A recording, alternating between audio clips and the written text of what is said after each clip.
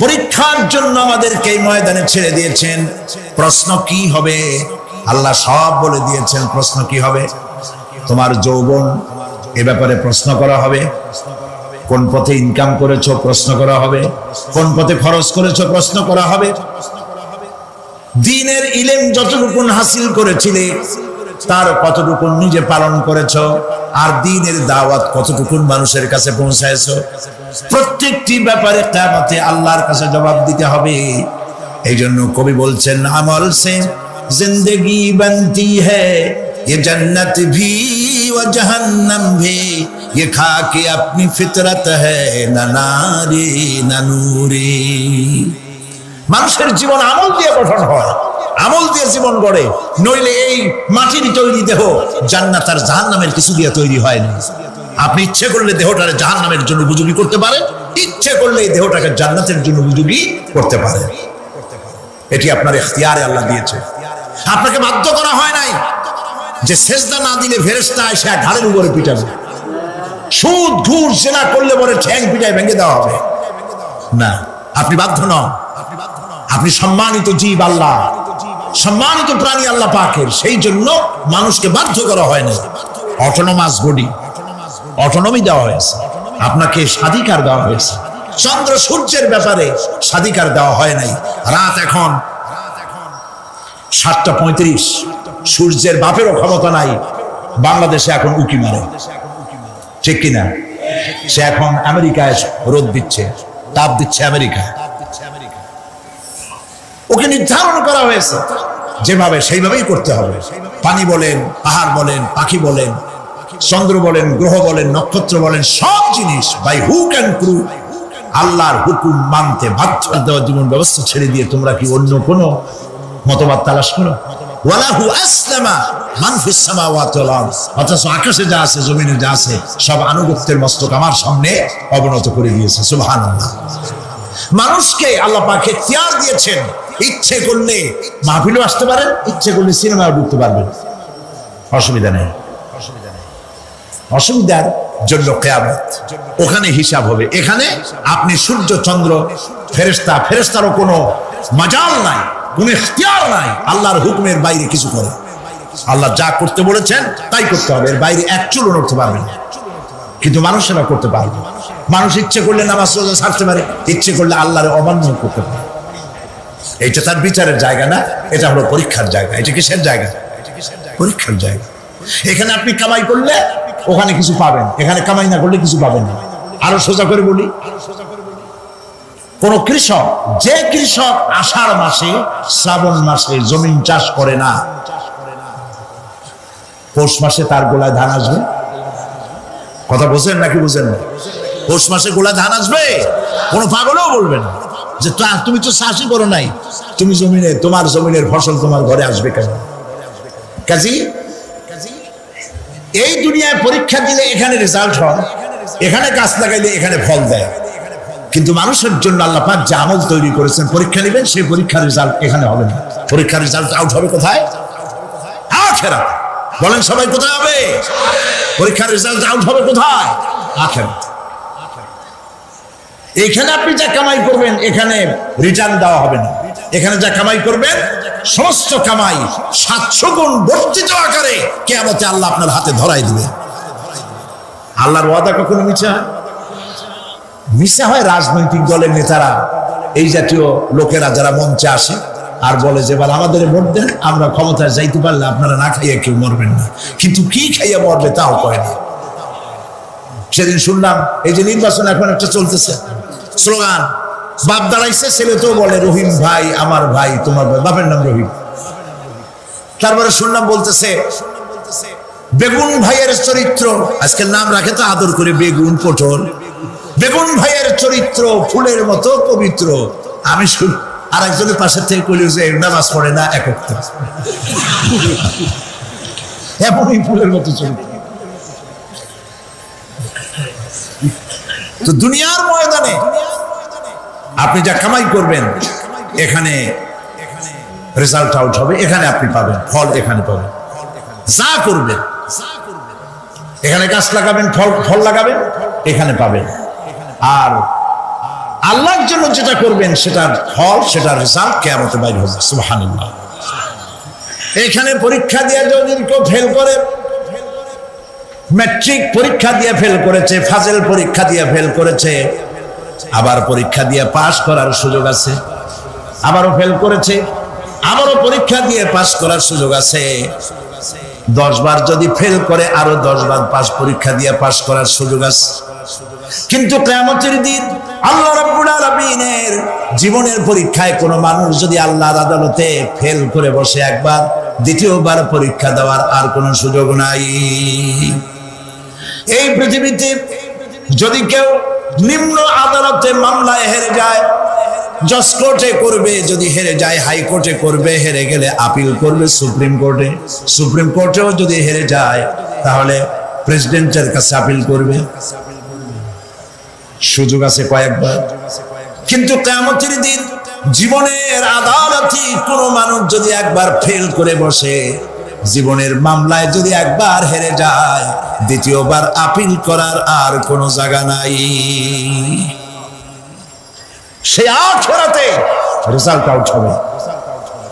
আমরা সব মরে যাব, আমরা সব কি হব? সব মরে যাব। আল্লাহ পাক আমাদেরকে উঠাবে না। মানুষকে কবরে রাখার সময় আমরা কি বলি? মিনহা খালাকনাকুম, জানেন না? পড়েন, মিনহা খালাকনাকুম ওয়া ফিহা নুঈদুকুম ওয়া মিনহা নুখরিজুকুম তারাতান উখরা। এই মাটি দিয়ে তোমাকে তৈরি করা হয়েছিল, এই মাটির মধ্যে রেখে গেলাম, এর থেকে আবার তোমাকে উত্থিত করা হবে। কে বলতেছেন এ কথা? আল্লাহ পাক বলছেন, আল্লাহ তাআলা বলছেন। কি নিষ্ঠুর এই পৃথিবী! ভেবে দেখেছেন কি একবারও কি ভেবে দেখেছেন এই পৃথিবী কত নিষ্ঠুর? এই সন্তান সন্ততি সব একটি মোহ, একটি মায়া, একটি মহব্বত, একটি প্রতারণা। যে বইয়ের জন্য হারাম ইনকাম করেছেন, যে সন্তানদের জন্য হারাম ইনকাম করেছেন, জান দিলেন, রক্ত দিলেন, জীবন দিলেন, সারা রাত কষ্ট করেছেন, দৌড়দৌড়ি করেছেন, যখন মরে গেলেন, যে বাচ্চাটা আপনি কোলে না নিলে কলিজা ঠান্ডা হয় না, সেই বাচ্চা বলবে, মাকে বলবে, মা বাপের লাশ যে রুমে আছে আমার সেখানে নিও না, আমার ভয় করে। ঠিক কিনা? স্ত্রীও আরো 2-1 লোক না হলে লাশের ঘরে থাকতে পারবে না, তারও ভয় করবে। থাকলে বড় জোর মা থাকতে পারে, বাপ থাকতে পারে।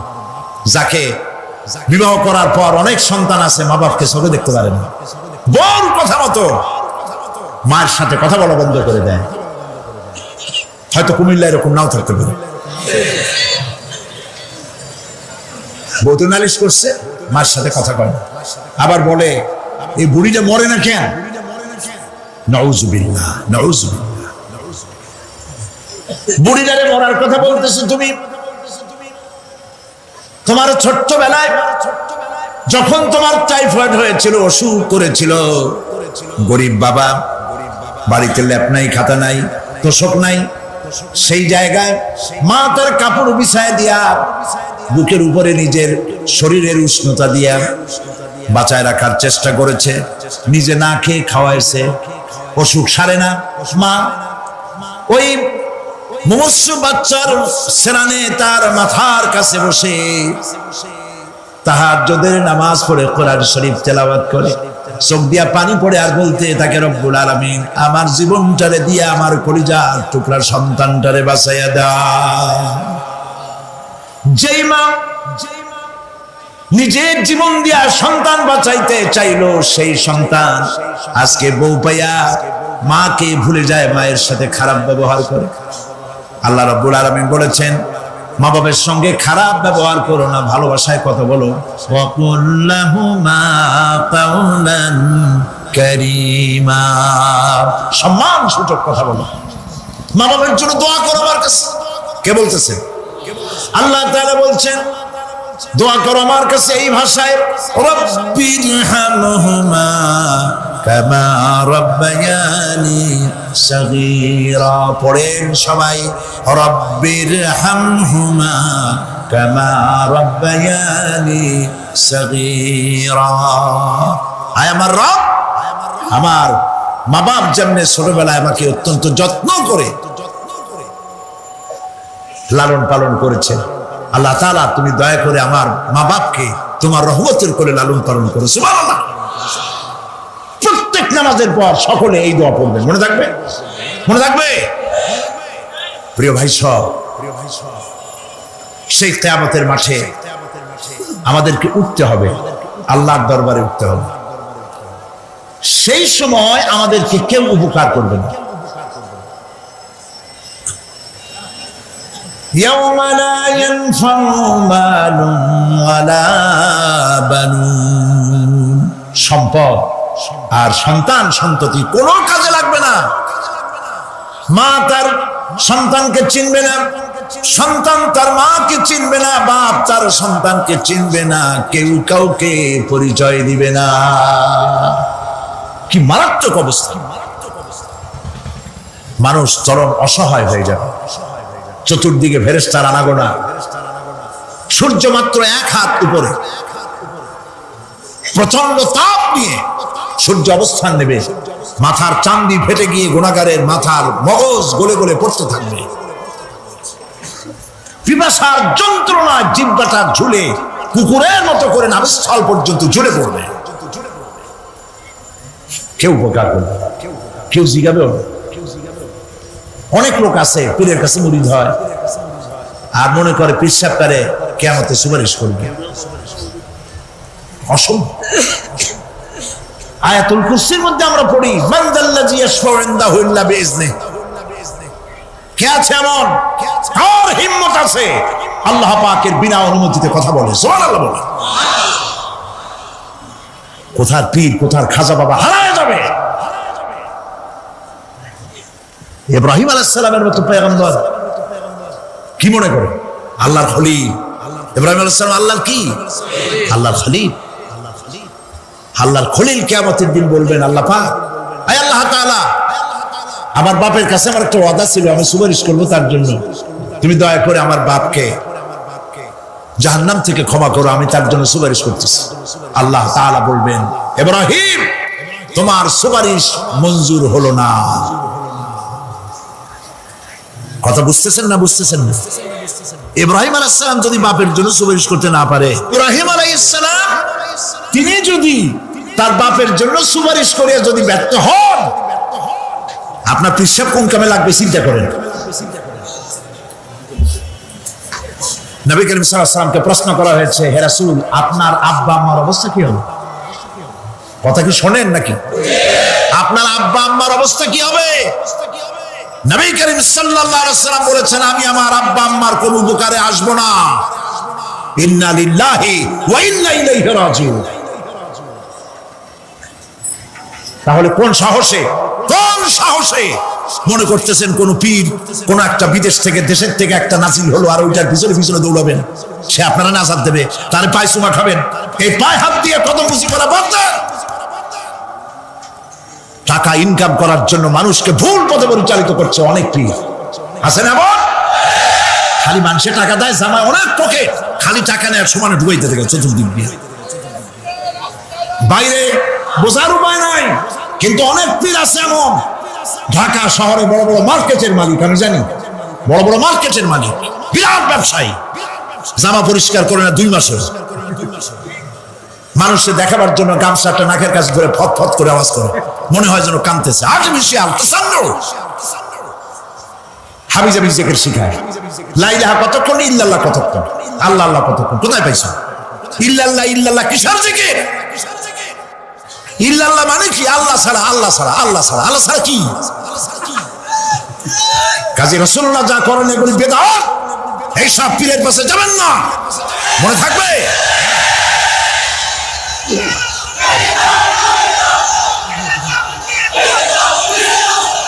প্রিয় ভাই সব, কিয়ামতের দিন আপনার আমল, একমাত্র আমল আপনাকে বাঁচাইতে পারবে।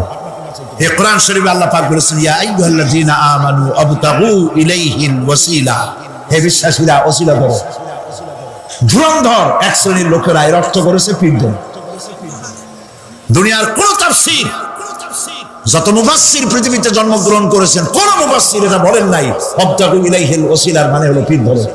বরং সমস্ত তাফসীর মুহাক্কিকিন বলেছেন ওয়াবতাগু ইলাইহিল ওয়াসিলা আই আমলে সালেহ, নেক আমলের ওসিলা ধরো। সুবহানাল্লাহ, নেক আমলের ওসিলা ধরো। প্রিয় ভাই সব ধান্দাবাজি ছাড়তে হবে। কিয়ামতের দিন মানুষ একেবারে অসহায় হয়ে যাবে, কেউ সাহায্য করবে না। সেই দিন প্রশ্নপত্র সামনে আসবে, আমলনামাগুলি বেঈমানের পিছন দিক থেকে বাম হাতে আসবে, আর ইমানদারের সামনে থেকে ডান হাতে আসবে। আমলনামা হাতে পাওয়ার সঙ্গে সঙ্গে বেঈমান বুঝে ফেলবে তার জায়গা কোথায়। কলিজা তখন গলার কাছে চলে আসবে।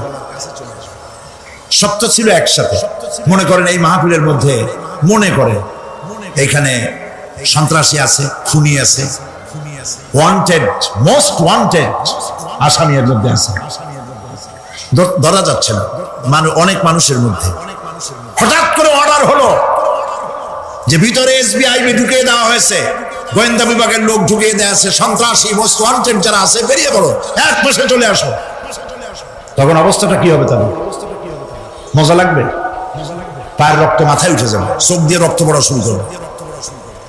সমস্ত মানুষ একসাথে ছিল হাসরের ময়দানে, হঠাৎ করে অর্ডার হয়ে যাবে ওয়ান্তাজুল ইয়াউমা আইয়ুহাল মুজরিমুন, হে অপরাধীর দলেরা আলাদা হয়ে যাও। ইন্না লিল্লাহ, আলাদা হয়ে যাও। সমস্ত মানুষ সেখানে খালি পায়ে উঠবে, কারো পায়ে জুতা নাই, স্যান্ডেল নেই, পরনে কোনো কাপড় নাই, গায়ে কোনো কাপড় নাই, মাথায় কোনো আবরণ নাই। হযরত আয়েশা সিদ্দিকা রাদিয়াল্লাহু তাআলা আনহা তিনি নবী করিম সাল্লাল্লাহু আলাইহি ওয়াসাল্লামের কাছে কিয়ামতের এই বর্ণনা শুনে কাঁদতেছিলেন আর বলতেছিলেন, হে আল্লাহর রাসূল, কিয়ামতে সকলকে ভাবে উঠতে হবে, এমনকি আমাকেও? হুজুর বললেন, প্রত্যেকটি মানুষকেই উলঙ্গিনী হয়ে উঠতে হবে। তিনি প্রশ্ন করলেন, তখন কি শরম হবে না? নবী করিম সাল্লাল্লাহু আলাইহি ওয়াসাল্লাম বলছেন, জাহান্নামের ভয়তে কেউ কারো দিকে তাকাবার সুযোগ পাবে না। সব উপরের দিকে তাকায় থাকবে আর বলবে, আল্লাহ আমারে বাঁচাও, আল্লাহ আমারে রক্ষা করো। সমস্ত নবীরা, সমস্ত নবী আদম আলাইহিস সালাম থেকে শুরু করে ঈসা আলাইহিস সালাম পর্যন্ত সব নবী বলবেন, নাফসি নাফসি, আল্লাহ আমারে বাঁচাও, আমাকে রক্ষা করো। কোথায় যাবে আপনার পিসাব? একমাত্র ব্যক্তি বিশ্ব নবী মুহাম্মদুর রাসূলুল্লাহ সাল্লাল্লাহু। মানুষেরা হয়রান হয়ে যাবে, আদম আলাইহিস সালামের কাছে যাবে, আবাল বাশার, আপনি প্রথম মানুষ, আমরা বিপদে শেষ হয়ে গেছি, 50,000 বছর দাঁড়ায় আছি। কয় বছর দাঁড়ায় থাকতে হবে? কোথায় আছে? এই কোরআন শরীফ, 50,000 সানা মিম্মা তাউদ্দুন। এই পৃথিবীতে গণনা করলে 12 মাসে 1 বছর, 12 বছরে 1 যুগ, এরকম করে করে 50,000 বছর পৃথিবীতে গুনলে যত বড় লম্বা হয়, বিচারের দিনটা এত বড় লম্বা হবে। সবাই বলবে, আদম আলাইহিস সালাম আমাদের জন্য একটু আল্লাহকে সুপারিশ করুন যেন তিনি আমাদের বিচারটা তাড়াতাড়ি করে দেন। তিনি বলবেন, আমার পক্ষে সম্ভব না, আল্লাহ সামনে দাঁড়িয়ে কথা বলার আমার কোনো সাহস নাই, আমি পারবো না। নূহ আলাইহিস সালামের কাছে যাও, নূহ আলাইহিস সালাম বলবেন, আমি পারবো না। মুসা আলাইহিস সালামের কাছে যাও, তিনি বলবেন, আমি পারবো না। ইব্রাহিম আলাইহিস সালামের কাছে যাও, একজন আরেকজনের কাছে পাঠান। সর্বশেষ ঈসা আলাইহিস সালামের কাছে লোকেরা আসবে, হাসরবাসী। ঈসা আলাইহিস সালাম বলবেন, আমি তো পারবোই না, কারণ পৃথিবীর শত শত কোটি নাসারারা আমাকে আল্লাহর ছেলে বলেছে, অথচ আমি তাদের তা বলতে বলি নাই। আমি নিজের ব্যাপারেই আজকে শঙ্কিত, আমারে তারা আল্লাহর ছেলে বলছে। আল্লাহ আজকে আমার সাথে কি ব্যবহার করবেন আমি তো জানি না, আমি নিজেই বিপদে আছি। তবে আমি তোমাদের ব্যাপারে একটা পরামর্শ দিতে পারবো। একজন ব্যক্তি আছে যার কাছে গেলে তিনি কথা বলতে পারবেন, তিনি বিশ্বনবী রাহমাতুল লিল আলামিন জনাব মুহাম্মদ রাসূলুল্লাহ সাল্লাল্লাহু আলাইহি ওয়াসাল্লাম। তার কাছে চলুন, হাসরবাসীরা তার কাছে চলে যাবে। নবীজি সকলের কথা শুনে সিজদায় পড়ে কাঁদতে থাকবেন। তিনি বলবেন, হাসরবাসীদের কাজ ষষ্ঠ করবেন, এই কাজ আমার কাজ, আমি বলবো আল্লাহ পাককে। তিনি সেজদায় পড়ে কাঁদবেন, রব্বুল আলামিন প্রশ্ন করবেন, হে আমার রাসূল, আপনার তো আজকে কান্দার দিন না, আপনি কাঁদেন কেন? আমি আপনাকে মাকামি মাহমুদ দিয়েছি, কাউসারের মালিক বানাইছি। আপনি জান্নাতে প্রবেশ করার আগে কেউ বেহেশতে যাইতে পারবে না, এই সম্মান দিয়েছি, কাঁদেন কেন? নবীজি বলেন, রব্বুল আলামিন যা তুমি আমার জন্য বরাদ্দ রেখেছো সব আমি পেয়েছি বা পাবো, আমি কান্দি আমার উম্মতের কি হবে? আল্লাহ রাব্বুল আলামিন তাকে পারমিশন দিবেন, আপনার নেককার জান্নাতি উম্মতগুলি আপনি বেছে নিন। নবী করিম সাল্লাল্লাহু আলাইহি ওয়াসাল্লাম পারমিশন পাবেন। আল্লাহর পারমিশন ব্যতি রেখে আল্লাহর দরবারে কথা উচ্চারণ করার ক্ষমতা কার হবে না? সুবহানাল্লাহ। এই কথা ভাববার কোনো কারণ নাই। অমুক পীর সাহেবের অনেক মুরিদ আছে, সব মুরিদ টুরিদ নিয়ে নারায়ে তাকবীর জিন্দাবাদ, পীর সাহেব জিন্দাবাদ, এই সমস্ত বাদ বুদ কামে লাগবে না। ওয়া কুল্লুহুম ইয়াতিহি ইয়াউমাল কিয়ামাতি ফারদা। কিয়ামতের দিন প্রত্যেককে একজন একজন করে আসতে হবে আল্লাহর দরবারে। আল্লাহ বলেছেন একজন একজন একজন, মিছিল করার উপায় নেই। আল্লাহ রাব্বুল আলামিনের দরবারে হাজির হয়ে যাবে সেই কঠিন হাসরের ময়দানে বাঁচার জন্য। নবীজি দোয়া শিখায় দিয়েছেন, দোয়া করো, আল্লাহুম্মা হাসিবনি হিসাবান ইয়াসীরা। পড়েন আমার সাথে, আল্লাহুম্মা হাসিবনি হিসাবান ইয়াসীরা, আল্লাহুম্মা হাসিবনি হিসাবান ইয়াসীরা। আল্লাহ তুমি আমার সহজ হিসাব নাও। নবী করিম সাল্লাল্লাহু আলাইহি ওয়াসাল্লাম নিজেই দোয়া করেছেন। চিন্তা করেন, আল্লাহ পাক নিজে, আল্লাহ তাআলা তিনি নিজে প্রশ্ন করবেন এবং পাপগুলি দেখাই দেবেন, এই সব পাপ করছো।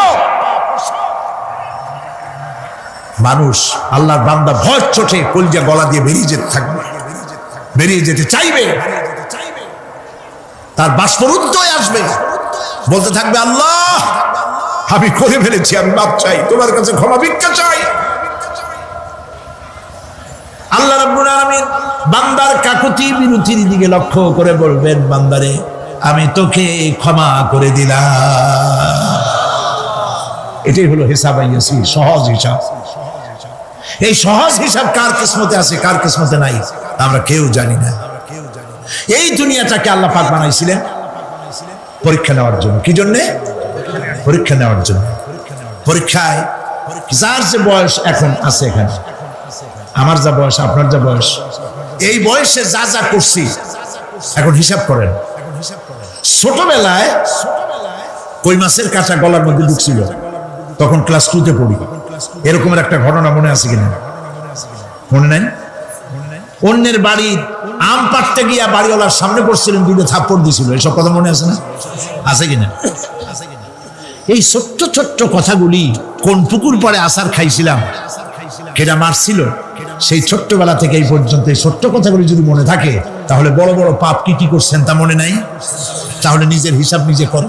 কিয়ামতে আল্লাহ পাক আমলনামা হাতে দিবেন, বলবেন পড়ো, ইকরা কিতাবাক, পড়ো তোমার আমলনামা।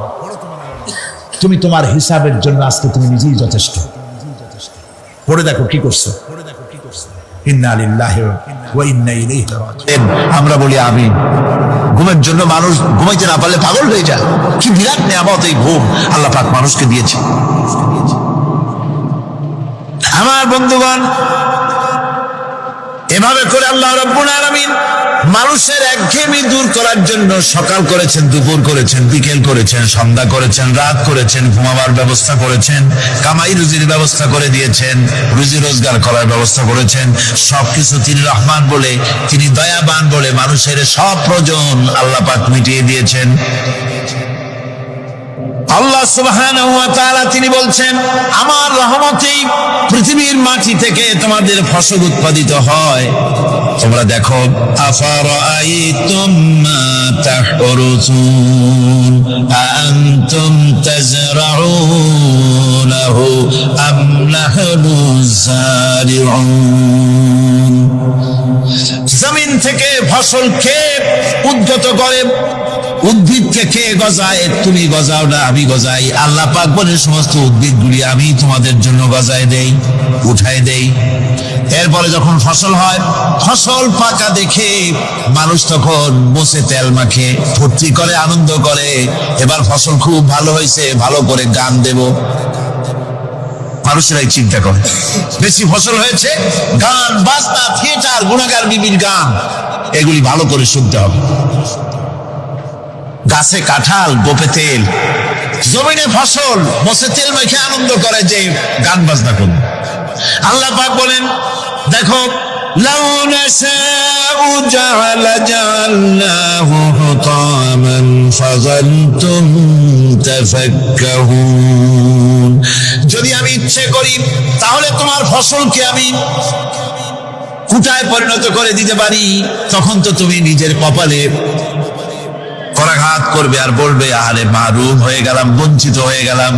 আল্লাহ যদি ইচ্ছে করেন তাহলে ফসলগুলিকে আল্লাহ পাক তুষে পরিণত করে দিতে পারেন না, সিটায় পরিণত করে দিতে পারেন না? অবশ্যই। সেই জন্য আল্লাহ পাক বলছেন, যেগুলি সব আমার ক্ষমতা, আমি আপন নিয়ামতে, আপন বরকতে, রহমান নামের কারণে আমি তোমাদের সব আমি গুছিয়ে দিচ্ছি। আল্লাহ পাক ফসলের জন্য, আপনার জমিনের ফসলের জন্য আল্লাহ পাক বিনা পয়সায় সারের ব্যবস্থা করে দিয়েছেন। জোরে কোন সুবহানাল্লাহ। সেই সারটা হচ্ছে কি? ওয়ামিন আয়াতিহি আইয়ুরিকুমুল বারকা খাউফান ওয়া তামাআম ওয়া ইউনাজ্জিলু মিনাস সামাই মা। আল্লাহ পাক বলেন, আমি আমার নিদর্শনাবলীর ভিতরে এটা হচ্ছে নিদর্শন, যে আকাশে বিদ্যুৎ চমকায়, মেঘের গর্জন আর বিদ্যুতের চমক, এ সবগুলি আমার নিদর্শন। বৃষ্টির পানির সাথে এগুলি এসে জমিনের ফসলকে বৃদ্ধি করে দেয়। জোরে বলেন সুবহানাল্লাহ। কৃষিবিদরা বলেছেন, যে বছর আকাশে যত বেশি বিদ্যুৎ চমকায়, সে বছর জমিনের ফসল তত বেশি বৃদ্ধি পায়। বিনা পয়সায় এ ধরনের আল্লাহ পাক ব্যবস্থা করে দিচ্ছেন। এরকম দরিয়ার মাছ, গোশত, তরি তরকারি, ফল, মৌসুম উপযোগী যা কিছু প্রয়োজন, এ সব কে দিচ্ছেন? বলেন না, কে দিচ্ছেন? ওয়ামা মিন দাব্বাতিন ফিল আরদি ইল্লা আলাল্লাহি রিজকুহা। এই পৃথিবীর মুখে এমন কোন বিচরণশীল জীব নাই যে জীবের রিজকের দায়িত্ব আল্লাহ পাক নিজ হাতে গ্রহণ করেন নাই। এবার দেখেন, আল্লাহ পাক আরো বলছেন, ওয়াকাইয়িম মিন দাব্বাতিন লা তাহমিলু রিজকুহা আল্লাহু ইয়ারযুকুহা ওয়া ইয়্যাকুম। বহুত প্রাণী এমন আছে যে প্রাণীরা রিজিককে সঞ্চয় করে না। আমাদের রিস্ক তো সঞ্চয় করা আছে, আমাদের ব্যাংকে টাকা আছে, গোলায় ধান আছে, চাউল আছে, আছে কিনা? কম থাকুক বেশি থাকুক, আছে তো। কিন্তু পৃথিবীতে এমন বহু প্রাণী আছে যাদের কোনো সঞ্চয় নাই। এই ধরনের অসংখ্য প্রাণীকে আল্লাহ রাব্বুল আলামিন বলেন, একবার এক স্বামী আর স্ত্রী দুজনে ঝগড়া লেগেছে। স্বামী স্ত্রীর ঝগড়ায় বেচারা স্বামী দুর্বল হয়ে গেছে, স্বামীর স্ত্রীর সামনে আর পেরে উঠছে না। না পারিয়া শেষ পর্যন্ত বলল, ঠিক আছে, তোমার মতো দাজ্জাল মার্কা বউর সাথে আমি আর থাকবো না, আমি চললাম, আমি এবার বিদেশেই চলে যাব, দেশেই থাকবো না। স্ত্রী কিছু বলতেছে না। স্বামী দেখে যে সন্ধ্যা পর্যন্ত স্ত্রী তাকে সাধেও না, মহা সমস্যা। বলেও বেচারা মুসিবতে পড়েছে, প্রেস্টিজ কনসার্ন হয়েছে, ইজ্জতের ব্যাপার। শেষ পর্যন্ত জায়নামাজ, বালিশ টালিশ পেছাইয়া বিদেশের উদ্দেশ্যে নিজেকে তৈরি করে বারান্দায় নেমে বলল যে মাগরিবের রক্ত যখন হয়েই গেল, মাগরিবটা পড়ে নেই। মাগরিব পড়েছে, দোয়া তাসবিহ ইত্যাদি পড়ছে, দেখেনি স্ত্রীর পক্ষ থেকে কোনো কি দাওয়াত আসে যে আপনার যাইয়া কাম নাই। স্ত্রী বেচারিও বুঝে ফেলেছে তার স্বামীর দৌরত্ব কত দূর। সেই জন্য সেও আর কিছু ক্ষয় হয় না। এশা রক্ত যখন হয়ে গেছে তখন বিড়বিড় করে স্বামী বেচারা বলছে, মানুষ নাকাউয়ার জাত, সন্ধ্যার আগে ছিলাম কোথায় আর এখন আসলাম কোথায়। বউ ঘরে বসে কয় যে বুঝছি, আর যাওয়া লাগবে না বিদেশে। ঘরের থেকে বারান্দায় নামি তুমি বলো মানুষ না কাউয়ের জাত, সন্ধ্যায় ছিল কোথায় এখন নামছো কোথায়। তোমার আর বিদেশে যায় কাম নাই, তুমি ঘরে এসে মশারির মধ্যে ঢোকো। বুঝলেন? তো পৃথিবী থেকে মাত্র 2,32,000 মাইল দূরে চাঁদ, সেই চাঁদে অবতরণ করে বলছে মোহাম্মদ সাল্লাল্লাহু আলাইহি ওয়াসাল্লাম কি চাঁদে গেছে? আরে বেকুব, 2,32,000 মাইল দূরের চাঁদ নয়, 9,30,00,000 মাইল দূরের সূর্য নয়, কোটি কোটি সহস্র কোটি মাইল দূরের গ্যালাক্সি নয়, মিল্কি ওয়ে নয়, সমস্ত তারকারাজি গ্রহ পুঞ্জ সব কিছুকে পেরিয়ে গিয়ে 7 আকাশ পুড়ে মুহাম্মদ সাল্লাল্লাহু আলাইহি সাল্লাম আরশে আজিম ভ্রমণ করেছেন, যা পৃথিবীর কোন বিজ্ঞানের পক্ষে সম্ভব নয়। সুতরাং মুহাম্মদ সাল্লাল্লাহু আলাইহি সাল্লাম সর্বকালের সর্বযুগের সব ব্যাপারে শ্রেষ্ঠ মহান ব্যক্তিত্ব। এরপরে আল্লাহ রাব্বুল আলামিন বলছেন, ওয়া খালাকনাকুম আজওয়াজা,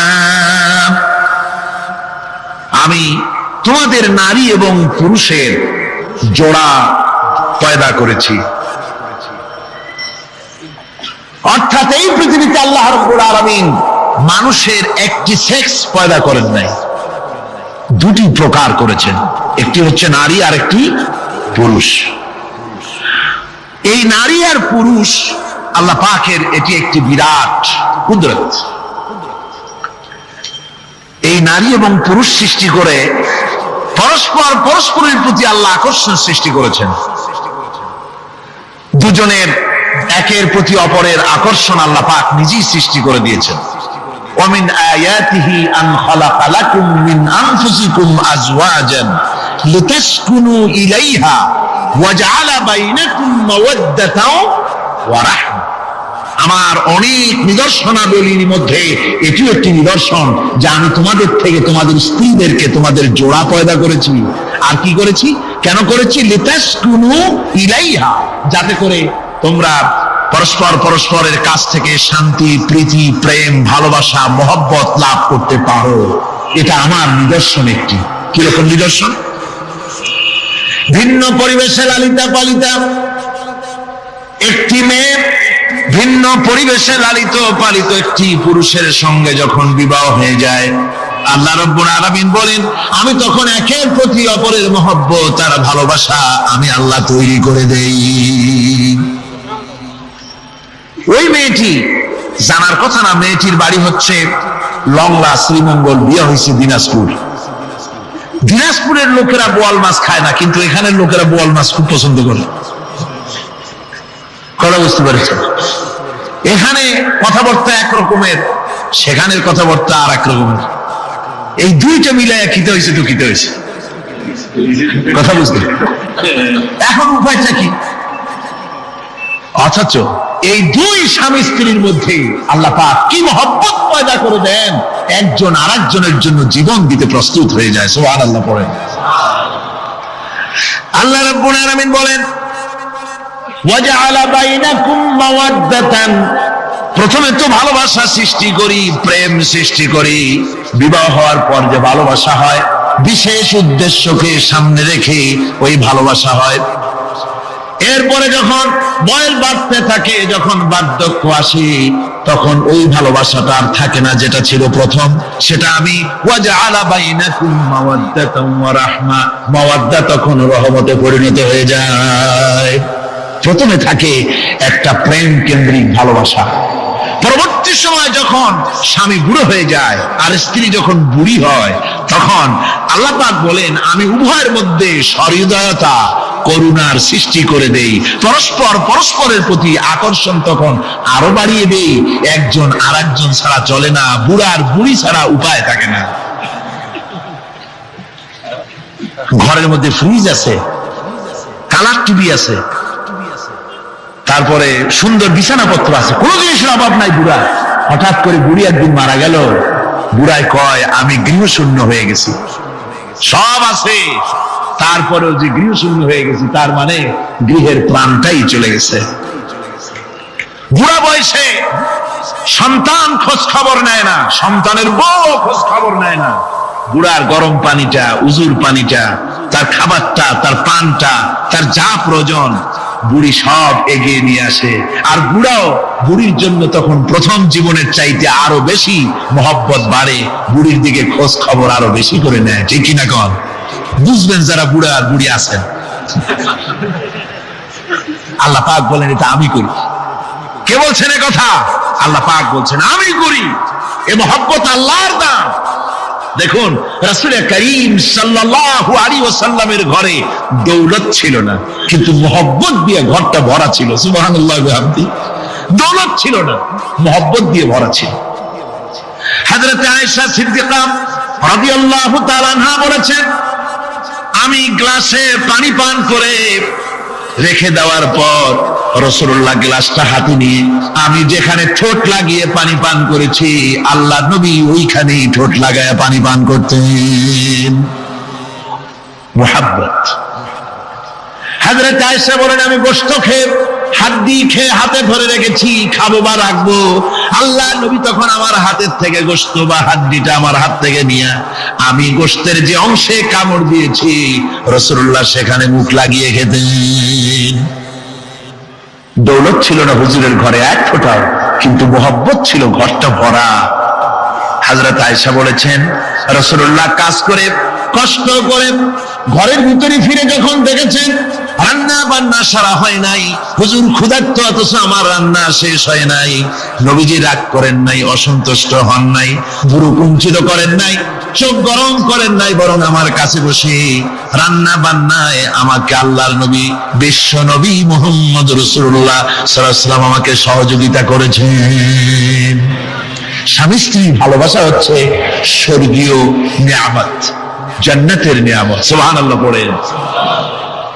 যেই ঘরে স্বামী আর স্ত্রীর মধ্যে সাপ আর বেজির সম্পর্ক, দাঁড় কুমড়োর সম্পর্ক, এই ঘরটা যতই বিদেশি আধুনিক সৌন্দর্যের উপকরণাদি দিয়ে ভরপুর থাকুক না কেন, এই ঘরটা, এই বিল্ডিংটা জাহান্নামের টুকরা।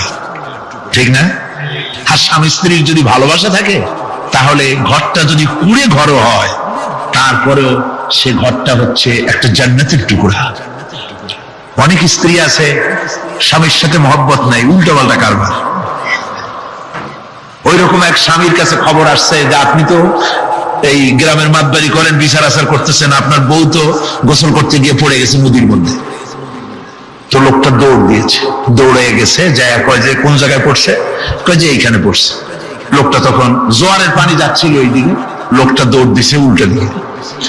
লোকেরা কয় যে মিয়া তোমার বউ পড়েছে এইখান থেকে জোয়ারের পানি এদিকে যায়, তুমি উল্টা দৌড়াও কেন? মাতবার বলছে যে দেখো এটা হচ্ছে আমাদের ইন্টারনাল অ্যাফেয়ার্স, এটা বুঝবা না। এই স্ত্রী সারাটি জীবন আমার উল্টা চলেছে। আমি যদি বলেছি 100, সে বলেছে 335।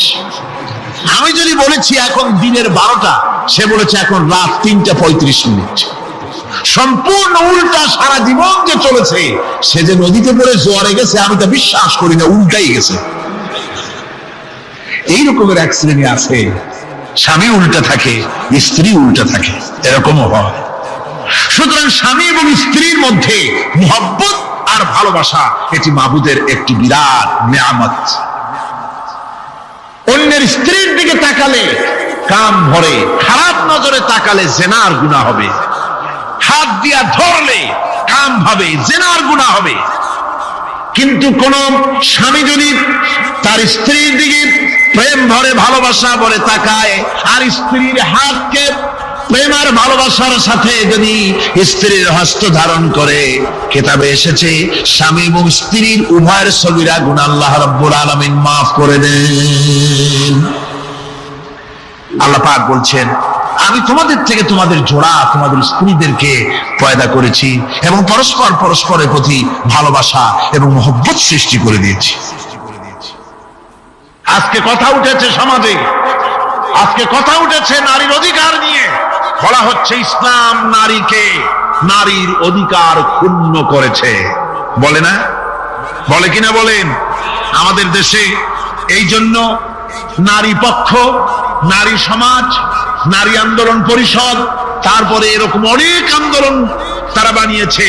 আর পত্র পত্রিকায় নানান রকমের ইসলাম সম্পর্কে তারা লিখছে। একটা পত্রিকা আজকে সকালে আমাকে একজন দিল, তার মধ্যে লিখেছে, হাদিসের বরাত দিয়েছে, তার মধ্যে লিখছে যে রাসূলুল্লাহ বলেছেন পৃথিবীর সব কিছু হচ্ছে ভোগের সামগ্রী, সেই ভোগের মধ্যে উত্তম ভোগের সামগ্রী হচ্ছে নারী। নাউযুবিল্লাহি মিন যালিক, এমন কথা রাসূলুল্লাহ বলেন হাদিসের নাম দিয়া।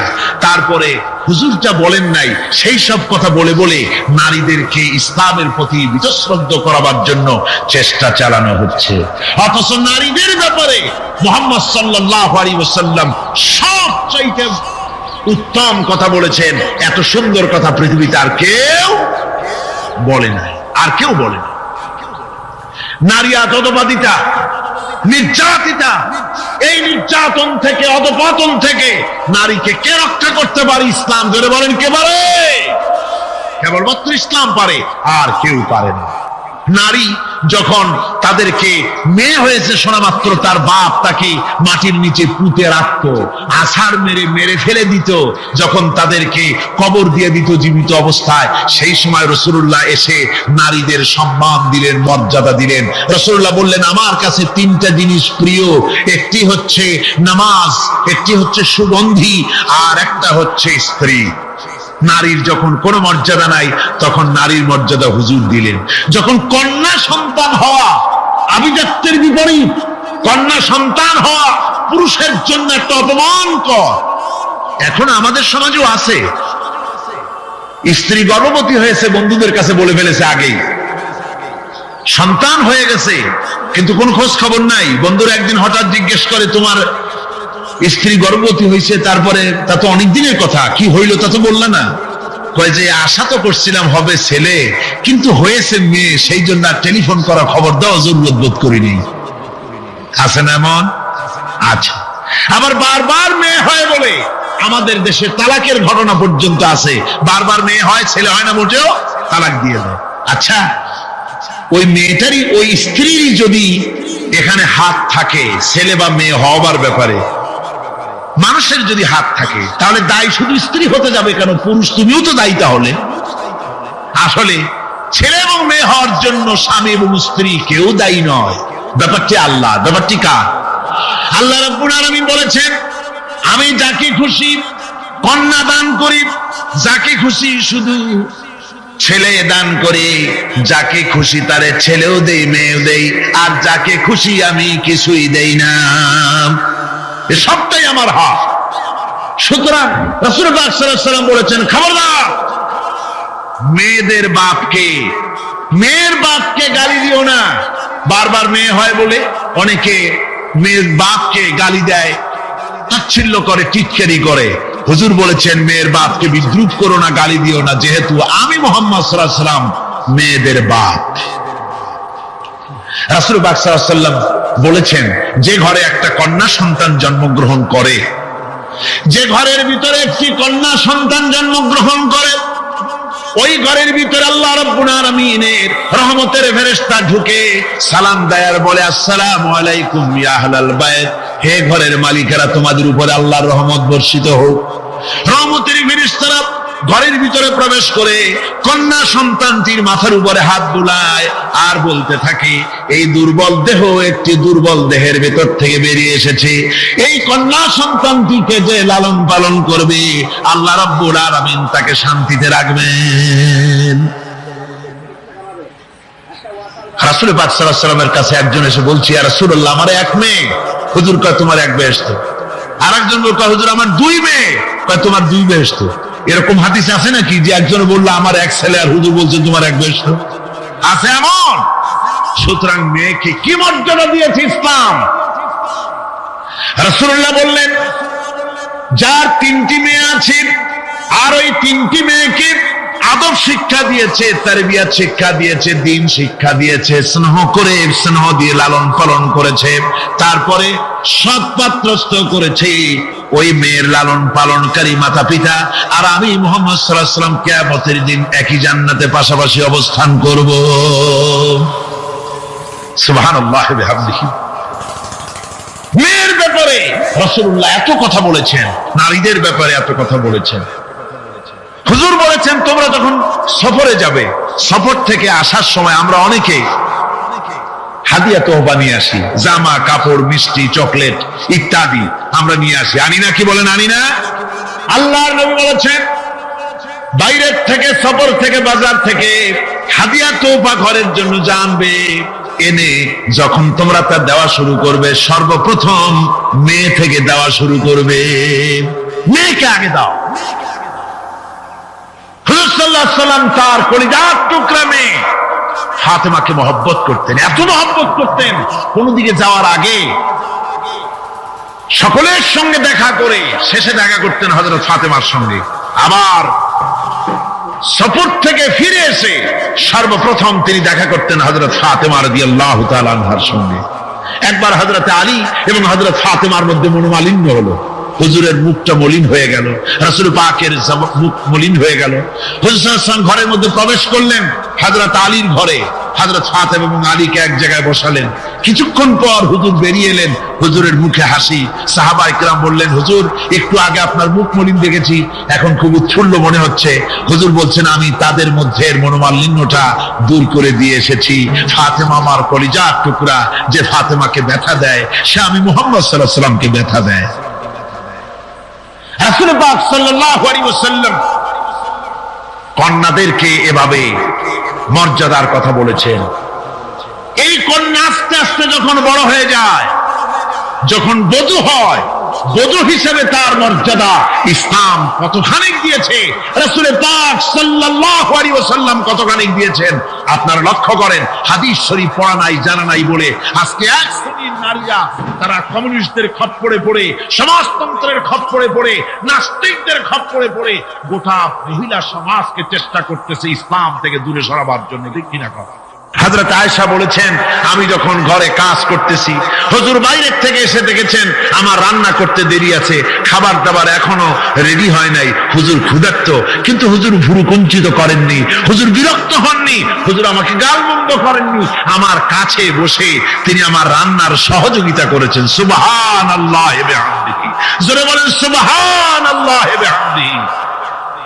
ভাইরা আমার, হযরতে আয়েশা সিদ্দিকা রাদিয়াল্লাহু তাআলা আনহা বয়সে কম ছিলেন অন্যদের চাইতে। বিশ্বনবী সমস্ত রাজকার্য, রাষ্ট্রীয় কার্য, নবুয়তের দায়িত্ব পালন করে স্ত্রীর হক আদায় করতে ভুলে যাননি। আধো আধো জ্যোৎস্না প্লাবিত রাত রাসূলুল্লাহ হযরত আয়েশাকে বলছেন চলো আমরা একটু পায়চারি করে আসি বাইরের থেকে। ঘুরতে ঘুরতে হুজুর বলছেন দেখো তো ওই যে দূরে দেখা যায় একটা জিনিস, চলো আমরা দৌড় দেই, দেখি কে আগে ওই জায়গায় পৌঁছতে পারে। দুজনে মিলে দৌড় দিলেন। হযরত আয়েশা বললেন আমি হুজুরকে পেছনে ফেলে দ্রুত গতিতে আমি দৌড়ে লক্ষ্যবস্তুর কাছে চলে গেলাম। হুজুর সাল্লাল্লাহু আলাইহি ওয়াসাল্লাম যখন ধীরে সুস্থে আমার কাছে এলেন, আমি বললাম দেখছেন আপনি কিন্তু আমার সাথে দৌড়ে পারেন নাই।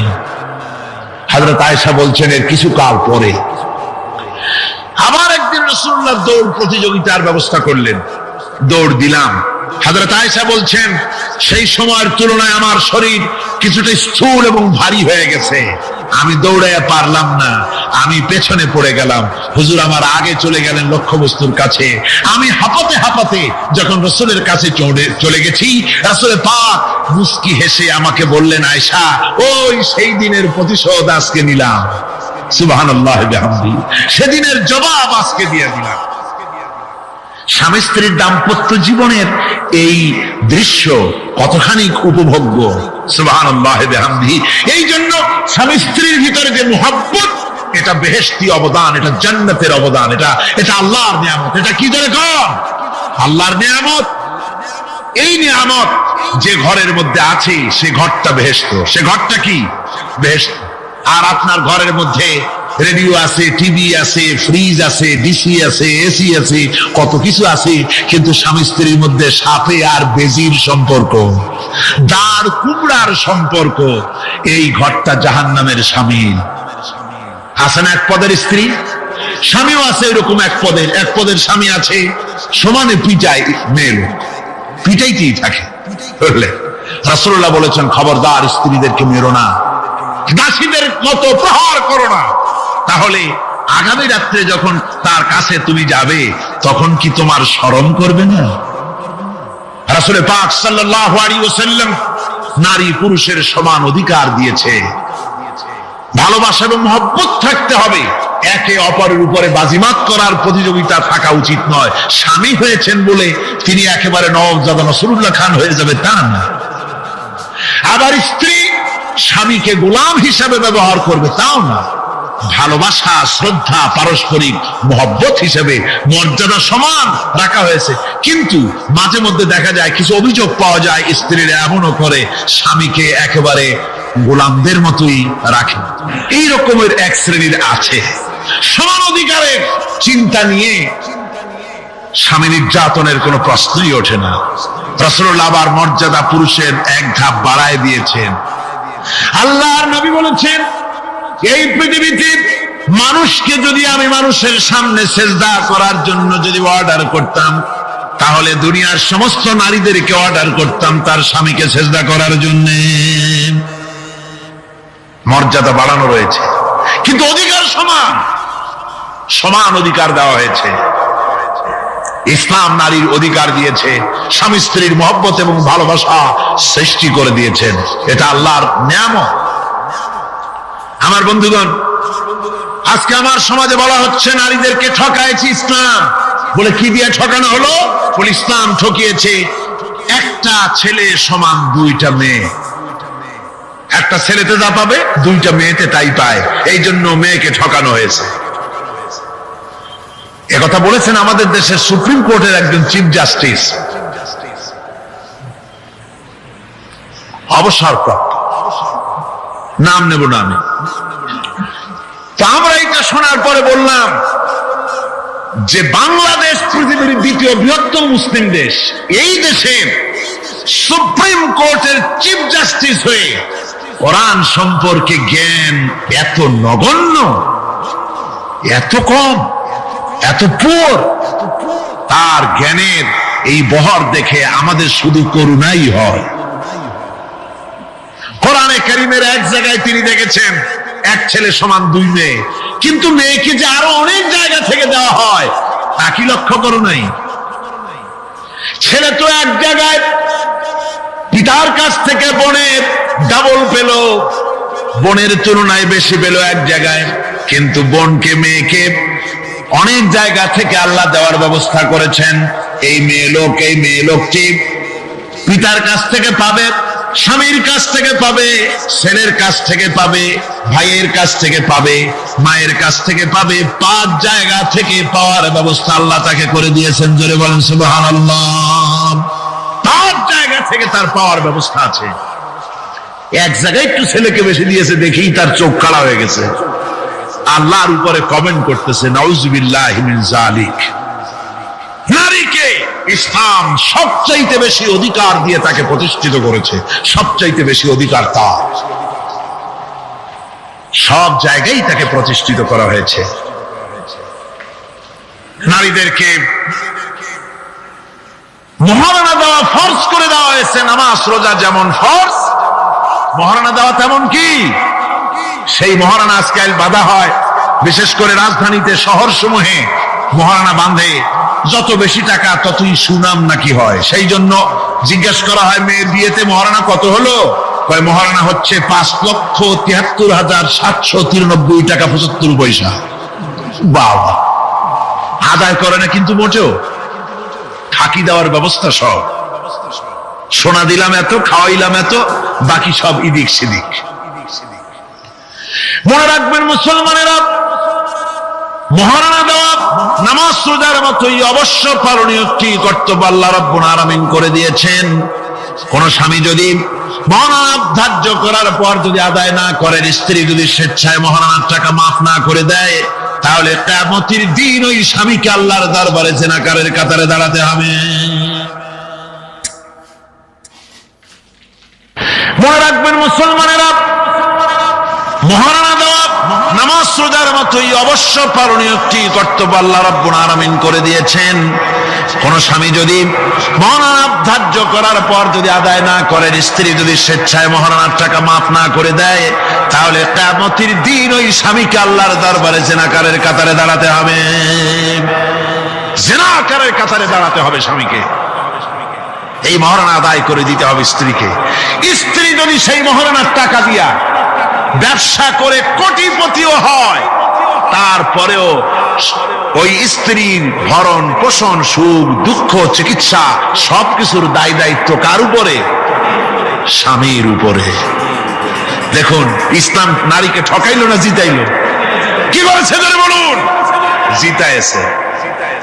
তারপরে স্বামীর ওই স্ত্রীর বাপের বাড়ি থেকে লোক আসছে, বউর খরচ করা লাগবে না, খরচ কার? স্বামীর। বাড়িতে অসুখ বিসুখ হয়েছে, বিয়ে শাদী ইত্যাদি সব খরচ কার? স্ত্রী। কোটিপতি হলেও তার দায় দায়িত্ব নাই, ইসলাম বাধ্য করে নাই তাকে। সুতরাং কি করে ঠকালো ইসলাম তাকে? ইসলাম তাকে ঠকায় নাই, ইসলাম মোটেই তাকে ঠকায়নি, ইসলাম তাকে জিতিয়ে দিয়েছে। মহারণার কথাই বলতেছিলাম। আজকের সমাজে যে মহারণা ছিল পুরুষকে দিতে হবে, সেই মহারণা এখন দিতে হয় কন্যা পক্ষকে। বলেন ঠিক কিনা? কন্যা পক্ষকে দিতে হচ্ছে কিনা মহারণা? ছেলে যখন বিয়ে পাশ করে, MA পড়াশোনা করে, ম্যাট্রিক যখনই পড়ে, তখনই ছেলের বাপ একটু একটু হা করা শুরু করে। তারপরে বিয়ে আরেকটু হা করে, এরপর MA, তখন কুমিরের মতো হা করে। যত খরচ হয়েছে ছেলেকে MA পাস করাইতে, তা সুদে আর আসলে আদায় করে নেবে কন্যা পক্ষের কাছ থেকে। বিবাহের সময় বলে, আমার ছেলে বিয়ে পাস, MA পাস, হ্যান ত্যান দিশান দেখ, সুতরাং এই ছেলের বিয়েতে আমার ছেলেকে কি দিতে হবে? রঙিন টেলিভিশন, এসব তো কোনো ব্যাপার স্যাপার না, ওটা তো দিতেই হবে, ডিসেন্টিনাও দেওয়া লাগবে সেই সাথে। তারপরে বাড়ি দিতে হবে, গাড়ি দিতে হবে, গুলশানে বাড়ি দিতে হবে, আবুধাবিতে চাকরি দিতে হবে, 5 লক্ষ টাকা ক্যাশ দিতে হবে। মানে চাইতে চাইতে বাড়ির বুড়া ছাটাখানা বাদে আর সব দাবি করে, সব দিতে হবে। এইভাবে দাবি করে নেওয়া হারাম। এভাবে দাবি করে নেওয়া কি? জোরে বলেন কি? এর চাইতে ছোট লোকই, এর চাইতে বেহায়া আর কোন পুরুষ হতে পারে না, যারা কন্যা পক্ষের কাছ থেকে দাবি করে যৌতুক আদায় করে। এর নাম যৌতুক নয়, এ হচ্ছে মানবতার প্রতি কৌতুক। আজকে মানবতার প্রতি এই কৌতুক করা হচ্ছে। অনেক গরিব মানুষ, 5টা 6টা মেয়ে, 30-40 বছর বয়স হয়ে গেছে, বিয়ে দিতে পারে না যৌতুকের কারণে, আর জেনা ব্যভিচার বাড়তে থাকে। বলুন ঠিক কিনা? আপনারা নিশ্চয়ই জানেন শূকরের মাংস মুসলমানের জন্য খাওয়া কি? সবাইকে বলতে হবে, শূকরের মাংস খাওয়া কি? মুসলমানদের জন্য পায়খানা খাওয়া কি? মনে রাখুন ভালো করে, শূকরের মাংস খাওয়া আর পায়খানা খাওয়া মুসলমানদের জন্য যেমন হারাম, কন্যা পক্ষের কাছ থেকে দাবি করে যৌতুক আদায় করা ঠিক তেমন হারাম। আমি আজকের এই বিশাল জনতাকে জিজ্ঞেস করি, আপনারা যারা সন্তানের পিতা আছেন, ছেলের বাপ, এই মাহফিলে যারা আছেন, কন্যা পক্ষের কাছ থেকে পৃথিবীতে যখন বাচ্চা এলো, তখন তার পেটের সাথে যে সংযোগ ছিল মায়ের নাভির সাথে আর সন্তানের নাভির সাথে, সেই সংযোগ তার আর কি থাকলো? কি করা হলো? কেটে দেওয়া হলো। লক্ষ্য করুন, খাবারের জন্য একটি মাত্র পাইপ আল্লাহ লাগাইছিলেন, পৃথিবীতে সন্তান আসার সঙ্গে সঙ্গে পাইপটা কেটে দেওয়া হলো। এবার কি খাবে? আল্লাহ রাব্বুল আলামিন মায়ের বুক থেকে সন্তানের জন্য এবার সিঙ্গেল সিগন্যাল, তার জন্য সিঙ্গেল কোন লাইন যেটা ছিল কেটে দিয়া, মায়ের বুক থেকে সন্তানের জন্য ডাবল লাইন আল্লাহ চালু করে দিলেন। এমন দুধ বানাই দিলেন যা শুধু খাবার নয়, শুধু ফুড ভ্যালু নয়, এই দুধের ভিতরে ক্যালসিয়াম, এর মধ্যে ভিটামিন, এর মধ্যে আয়রন, এর মধ্যে মেডিসিন, দুনিয়ার এই সন্তান ছিল ফি কারারিন মাকিন, সুরক্ষিত জায়গার ভিতরে ছিল, কোনো পলিউশন সেখানে যেতে পারতো না, রোগের জার্ম সেখানে যেতে পারতো না। দুনিয়ায় এলো দূষিত আবহাওয়ার ভিতরে। এই সন্তানকে এখনই অ্যান্টিবায়োটিক খাওয়ালে পরে অসুবিধা হবে।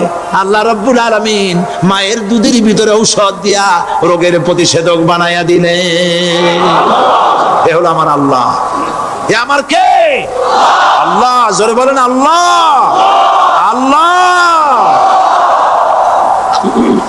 আল্লাহ রাব্বুল আলামিন মায়ের দুধ দিয়ে সন্তানকে বড় করলেন আর শোনায় দিলেন, খবরদার এই মায়ের সাথে, এই বাপের সাথে নাফরমানি করবি না।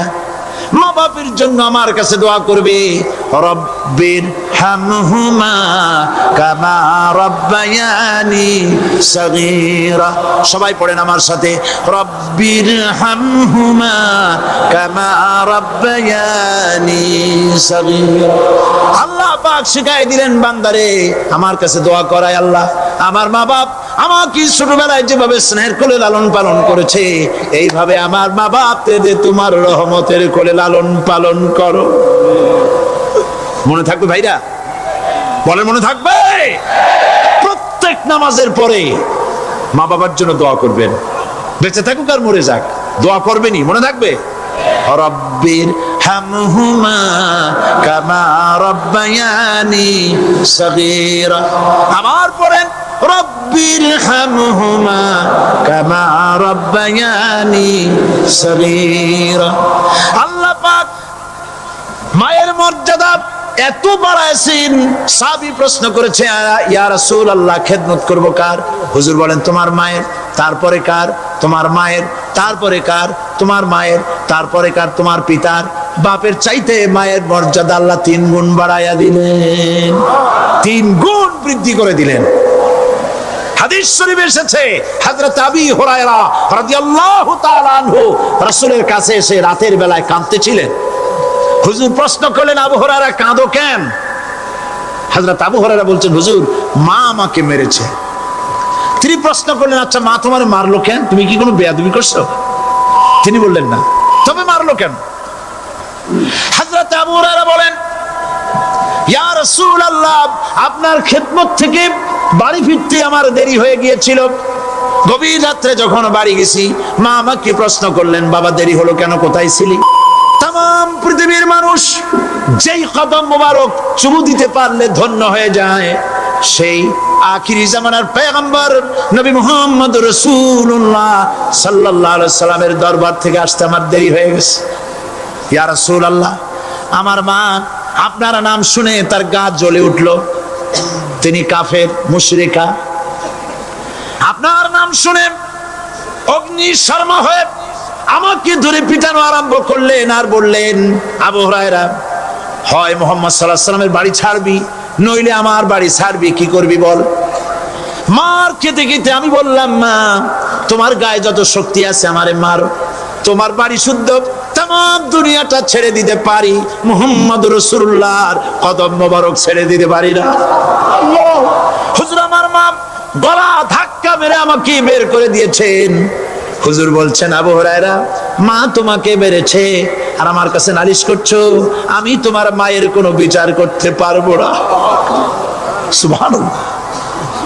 এত বড় পাওয়ারফুল নবী, শানওয়ালা, ইজ্জতওয়ালি, বরকতওয়ালি, এত বড় নবী বলছেন মা মেরেছে, আমার করার কিচ্ছু নাই। সুবহানাল্লাহ। তোমার মা মুশরিকা হোক আর যাই হোক, তোমার মা। সুবহানাল্লাহ বলেন। আমার বন্ধুগণ, হযরত আবু হুরায়রা বলেন, ইয়া রাসূলুল্লাহ মায়ের বিরুদ্ধে কোনো অভিযোগ নিয়ে আমি আপনার কাছে আসি নাই। হুজুর বললেন, কেন আসছো বলো খুলে।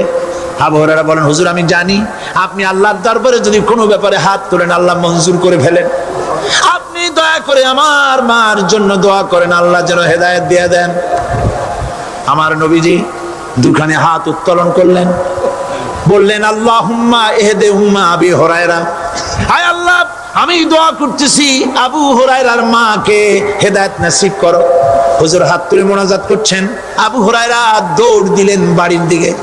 কয়েকজন সাহাবী হযরত আবু হুরায়রার জামা টেনে ধরেছে। এই ভদ্রলোক দৌড়ায় কেন? এত শান্ত মানুষ, কখনো গরম হয়ে কারোর সঙ্গে কথা বলে না। এই মানুষটা দৌড়ায় কেন? কোনো বিপদ হইল নাকি? জামা টেনে ধরে বলে, আবু হুরায়রা দৌড়াও কেন? হযরত আবু হুরায়রা বলেন, জামাত ছেড়ে দাও, কোনো বিপদ আমার হয় নাই, আমি দৌড়াইয়া বাড়ি যাই দেখতে চাই। আমি দৌড়াইয়া আগে বাড়ি যেতে পারলাম না, আমার নবীর দোয়া আগে আমার বাড়ি চলে গেছে, আমি এটা দেখতে চাই। হযরত আবু হুরায়রা দৌড়াতে দৌড়াতে বাড়ি চলে গেছেন। দরজায় নক করলেন, ভেতর থেকে আওয়াজ এলো, কে? তিনি বললেন, আমি আবু হুরায়রা। মা, দরজা খুলে দাও, আমি তোমার সন্তান। মা বললেন, বাবা অপেক্ষা করো, দরজা খুলতেছে। হযরত আবু হুরায়রা বলেন, মায়ের গলার আওয়াজের ভেতরে কুফরি কর্কশতা পেলাম না, মায়ের গলার আওয়াজের ভেতরে তাওহীদের নরমিয়াত পেলাম। আমার কাছে মনে হলো আমি আবু হুরায়রা বাড়ি আসার আগে নবীজির দোয়া আল্লাহর আরশে পৌঁছে গেছে। আবু হুরায়রা বলছেন, মা আমার কিছুক্ষণ পরে ঘরের থেকে বেরিয়ে এসেছেন, আমি দেখলাম মায়ের শরীর ভিজা, মাথার চুল দিয়া পানি টপকাচ্ছে। মা আমার বললেন, বাবারে তোমাকে মারার পর আমি নিদারুণ অনুশোচনায় পড়েছিলাম, মনে মনে ভাবলাম, আহারে আমার সন্তানরা আমি কেন মারলাম? সে তো কোনো খারাপ কাজ করে নাই, কোনো খারাপ জায়গায় যায় নাই, এত ভালো মানুষ, যার সম্পর্কে লোকেরা খামোখাই মিথ্যা কথা বলে, এই ভালো মানুষটার কাছে গেছে, সেজন্য আমি মারলাম কেন? বাবা গো, আমি আমার ভুল বুঝতে পেরেছি, জীবনের ভুলও ধরা পড়েছে, আমাকে জলদি করে নিয়ে চলো বিশ্ব নবীর দরবারে।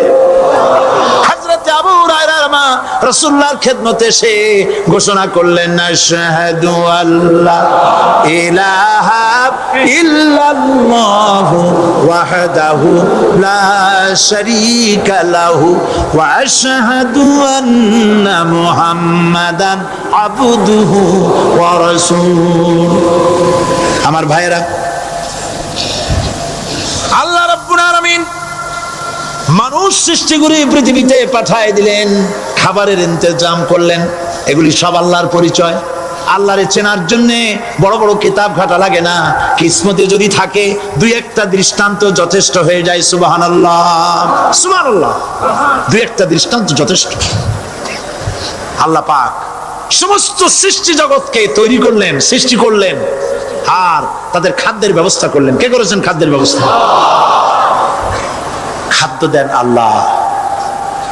কিন্তু অহংকারী যারা, তারা বলে দেশের বাম্পার ফলনের জন্য সমস্ত কৃতিত্ব সরকারের। বলেন আস্তাগফিরুল্লাহ, বলেন নাউজুবিল্লাহ। এদের একজন বলছিল, 3 বছর কিছু দিবার পারুম না,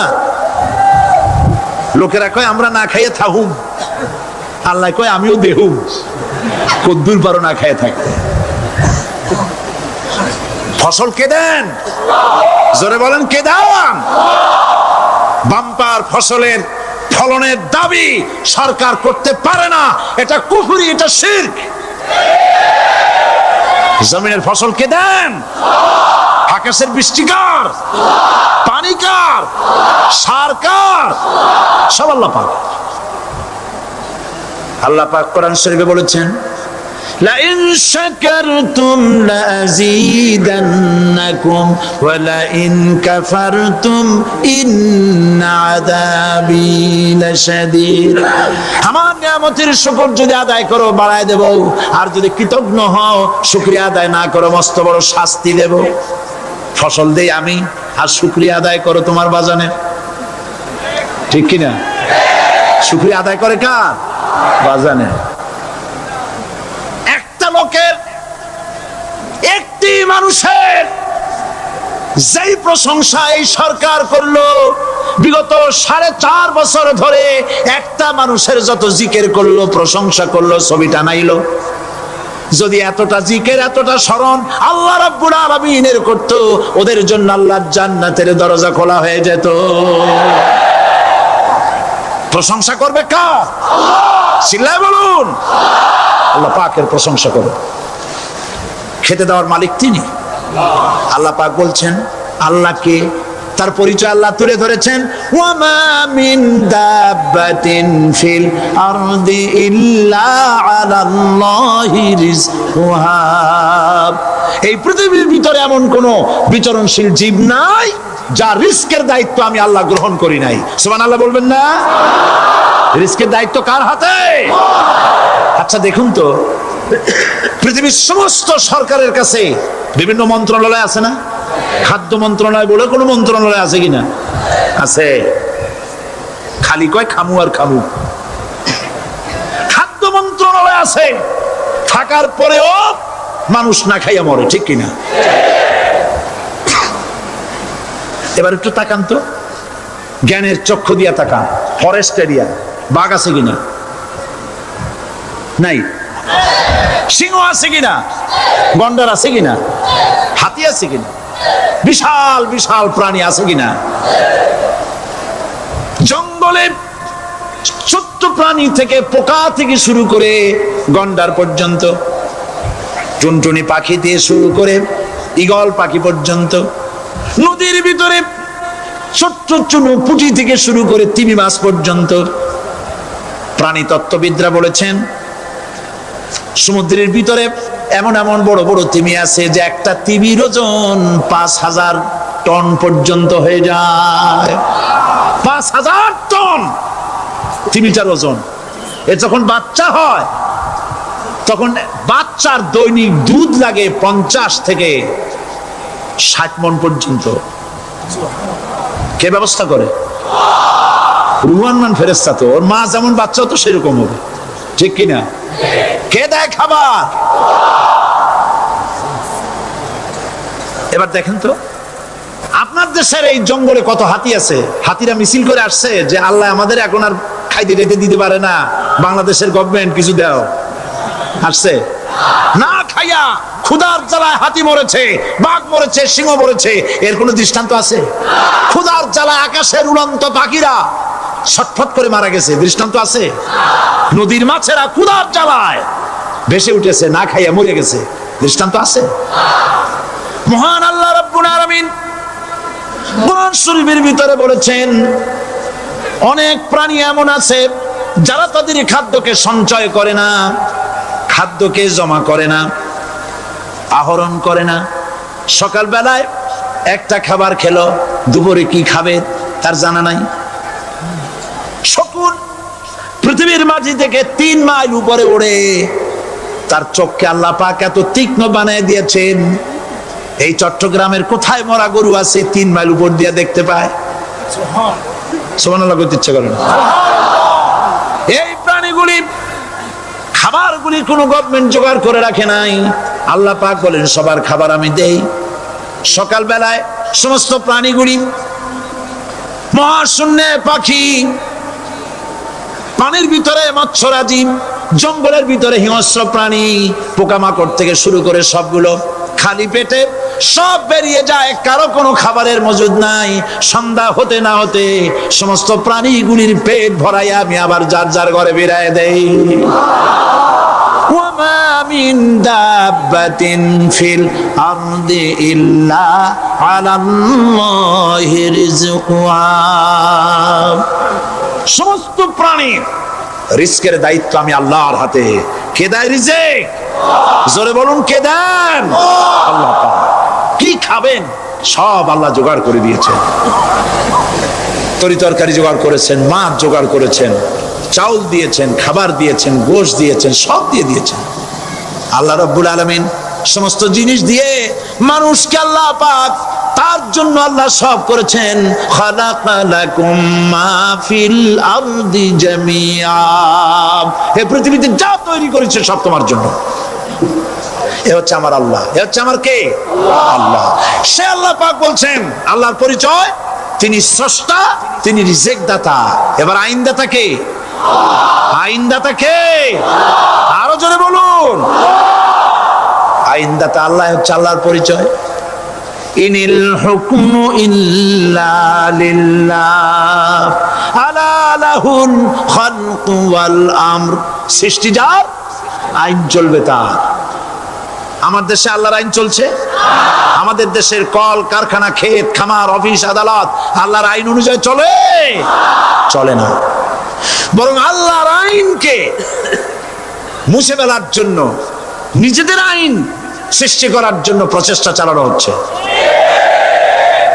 আল্লাহর আইন মানুষের জন্য সব থেকে বেশি উপযোগী, কারণ সৃষ্টি করেছেন কে? বলেন, কে করেছেন? আল্লাহ। প্রত্যেকটি মেশিন আপনি যা কিনবেন, রেডিও হোক, টিভি হোক, যে কোনো যন্ত্র হোক, গাড়ি হোক, তার সাথে একটা লিটারেচার, একটা বই তার সঙ্গে দিয়ে দেওয়া হয়।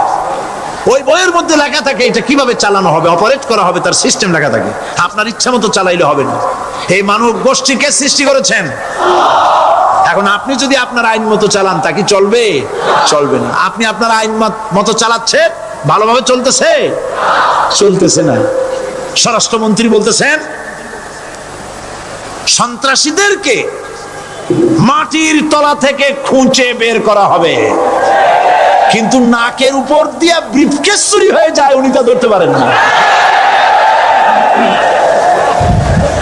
এই হলো আইন। অনাবরত খুন হচ্ছে, অনাবরত সন্ত্রাসী তৎপরতা চলছে। আর ওনারা বলছেন আগের থেকে এগুলি চলে আসছে, একজনের খুনের বিচার না হইলে এরকম খুন তো হইতেই থাকবে। তাহলে খুনকে, হত্যাকে, সন্ত্রাসকে সরকার জাস্টিফাইড করছেন। নাউজুবিল্লাহি মিন যালিক। এই জন্য আইন হতে হবে আল্লাহর। আইন হতে হবে কার? চিল্লায় বলেন, আল্লাহ পাকের আইন হতে হবে। আমি একদিন পার্লামেন্টে বলেছিলাম, আমার দেশের নেতা নেত্রীরা বারবার হজ করতে যান, উমরা করতে যান, সেখান থেকে আসার সময় কি আনেন? আতর, পাথর, সুরমা আর খুরমা, এই কিছু নিয়ে আসলেন। কিন্তু আমি বলেছি, আপনারা কি কিছু চোখে দেখেন না? পার্লামেন্টে এইভাবে বক্তৃতা করেছে, কিছু চোখে দেখেন না? আমি প্রশ্ন করে আমি আবার জবাব দিচ্ছি, আপনারা যারা হজ করতে যান, উমরা করতে যান, হজের কথাই ধরি, এই হজ করতে যখন যান তখন মুজদালিফায় একটা রাত কাটাইতে হয়। সেটা কোন দিন? ইয়ৌমে আরাফার পরের দিন। এই মাঠে দালান কোঠা আছে, এখানে বেড়া আছে, শামিয়ানা আছে, পর্দা আছে, তাবু আছে, কিচ্ছু নাই। লক্ষ লক্ষ নারী আর পুরুষ পাশাপাশি শুয়ে থাকে, তাও সুবহানাল্লাহ কইতে ইচ্ছা করে না। সারা রাত জনে জনে পুলিশ পাহারাদার নাই। কিরকম মেয়ে এলো, চাঁদের সৌন্দর্য হার মানায় দিতে পারে এরকম সুন্দরী। এরকম সুন্দরী নারী, সুদর্শন পুরুষ পাশাপাশি রাস্তার ধারে, মরুভূমির ভিতরে সারা রাত কাটাচ্ছে। ইয়ৌমে আরাফার পরের রাতটা, একটা রাত পুরা। এভাবে চলতেছে বছরের পর বছর, শতাব্দীর পর শতাব্দী, সহস্রাব্দীর পরে সহস্রাব্দী। আমি প্রশ্ন করি, পৃথিবীর ইতিহাসে কেউ কি এমন কথা বলতে পেরেছে, লিখতে পেরেছে যে মুজদালিফার রাতে সেখান থেকে 10টা নারী হাইজ্যাক হয়েছে, 5টা নারী লাঞ্ছিত হয়েছে? বলতে পারবে? গভীর রাত্রে পুরুষ সঙ্গী ছাড়া সুন্দরী রমণী, যুবতী রমণী একাকিনী নিজের ঘর ছেড়ে আল্লাহর ঘরে তাওয়াফ করতে আসে। তাওয়াফ সেরে তাহাজ্জুদের নামাজ পড়ে আল্লাহর কাছে মোনাজাত করে একা একা হাজার হাজার লাখো পুরুষের ভিতর থেকে আপন ঘরে ফিরে যায়। কারো বাবার হিম্মত নাই একবার তাকায় সে তো রূপ উপভোগ করার জন্য আবার তাকায়, অথবা তার আঁচল ধরে টান মারে। আছে ইতিহাস? কথা কন না কেন? সুন্দরী একটা মাইয়া মক্কা থেকে, মদিনা থেকে পাওয়া যায় না, 15 দিন হয়ে গেছে। হয়েছে কখনো? এবার জবাব দেন, কেন হয় না? কেন হয় না? আমার দেশের মেয়েরা রাস্তা দিয়ে হাঁটতে পারে না। হাই স্কুল মেয়েদের, হাই স্কুল মেয়েদের কলেজ যখন ছুটি হয় তথাকথিত সোনার ছেলেরা গেটের সামনে এতিমের মতো খাড়ায় থাকে। অনবরত হাইজ্যাক হচ্ছে, ধর্ষণের সেঞ্চুরি হচ্ছে। আর ওখানে হয় না কেন? ওখানে হয় না এই কারণে, এই কোরআনের আইন আল্লাহ রাব্বুল আলামিন যে আইন দিয়েছেন, ওখানে আইন বলবৎ আছে নাকি? আছে কিনা? কোন পুরুষ কোন নারীকে ধর্ষণ করেছে যদি প্রমাণিত হয়, সে যদি ফাহাদের ছেলে হয় আর ফাহাদের মেয়েও হয়, কোরআনের শাস্তি হলো পাথর মেরে উড়াইয়া দাও। তাকে জানিয়ে দেওয়া হবে রেডিও টিভির মাধ্যমে, জিনাকারের ব্যভিচারীর শাস্তি হবে। চতুর্দিকে হাজারো লোকেরা দাঁড়াবে, হাতে পাথর নিয়ে, পাথর মেরে তাকে তার গোশত হাড্ডি বাতাসের সাথে উড়ায় দেবে।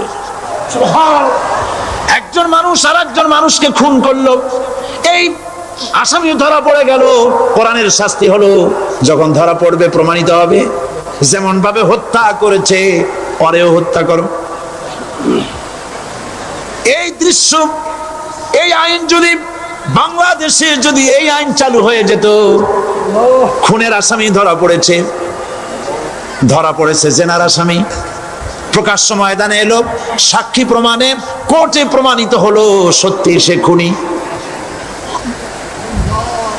এই বিশাল আউটার স্টেডিয়ামের মাঝখানে খুনি কি দাঁড় করাও, চতুর্দিকে হাজারো লাখো মানুষ থাকুক, রেডিও টিভির ক্যামেরা কার্যকর হবে, পত্র পত্রিকার সাংবাদিকরা আসবে, তরবারির আঘাতে খুনির কল্লাটা উড়ায় দাও, দেহটা নিঃসার হয়ে জমিনে পড়ে যাবে। এই দৃশ্য যারা দেখবে সচক্ষে, রেডিওতে, পত্র পত্রিকায়, আর 1 বছরের ভেতরে খুন করার হিম্মত কারো কলিজায় উঠবে? জেনাকারের পাথর মেরে উড়িয়ে দেওয়ার শাস্তি যদি চোখে কেউ দেখে, জেনা করার পুলক আর জাগবে? এটা নাম আল্লাহর আইন। এই আইন কার? এই আইন যতদিন পর্যন্ত বাংলার মানুষের, মুসলমানদের উপরে কার্যকরী না হচ্ছে, এই দেশে কার্যকরী না হবে, ততদিন পর্যন্ত হত্যা, ধর্ষণ, খুন বন্ধ হবে না। বন্ধ হবে। সুতরাং এই আইন হচ্ছে কার? আরো জোরে বলে, আল্লাহ রাব্বুল আলামিন। মহান আল্লাহ রাব্বুল আলামিনের এই আইন অনুযায়ী যদি দেশ চলে, মানুষ শান্তি পাবে, চুরি বন্ধ হবে, ডাকাতি বন্ধ হবে, জেনা বন্ধ হবে, হত্যা ধর্ষণ বন্ধ হয়ে যাবে। নবীজি এমন একটি আইন চালু করে দিয়ে, কোরআনের বিধান চালু করে দিয়ে এমন একটা সমাজ চালু করেছিলেন, যেই সমাজ সম্পর্কে হুজুর নিজে বলেছেন, খায়রুল কুরুনে কারনি, সর্বশ্রেষ্ঠ যুগ হলো কার যুগ? আমার যুগ। সুবহানাল্লাহ বলেন। রাসূলের যুগ হলো সর্বশ্রেষ্ঠ যুগ। সেই কোরআন, সেই হাদিস আজও আছে না নাই? বলেন জোরে, আজও আছে না নাই? সেই কোরআন এবং সুন্নাহ দিয়ে দেশ শাসন হোক, এটা কি আমরা চাই?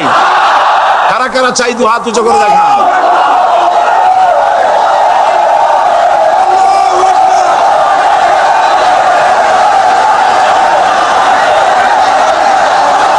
আরে ভাই, আপনারা দাঁড়ায় গেলেন কেন? বসেন বসেন।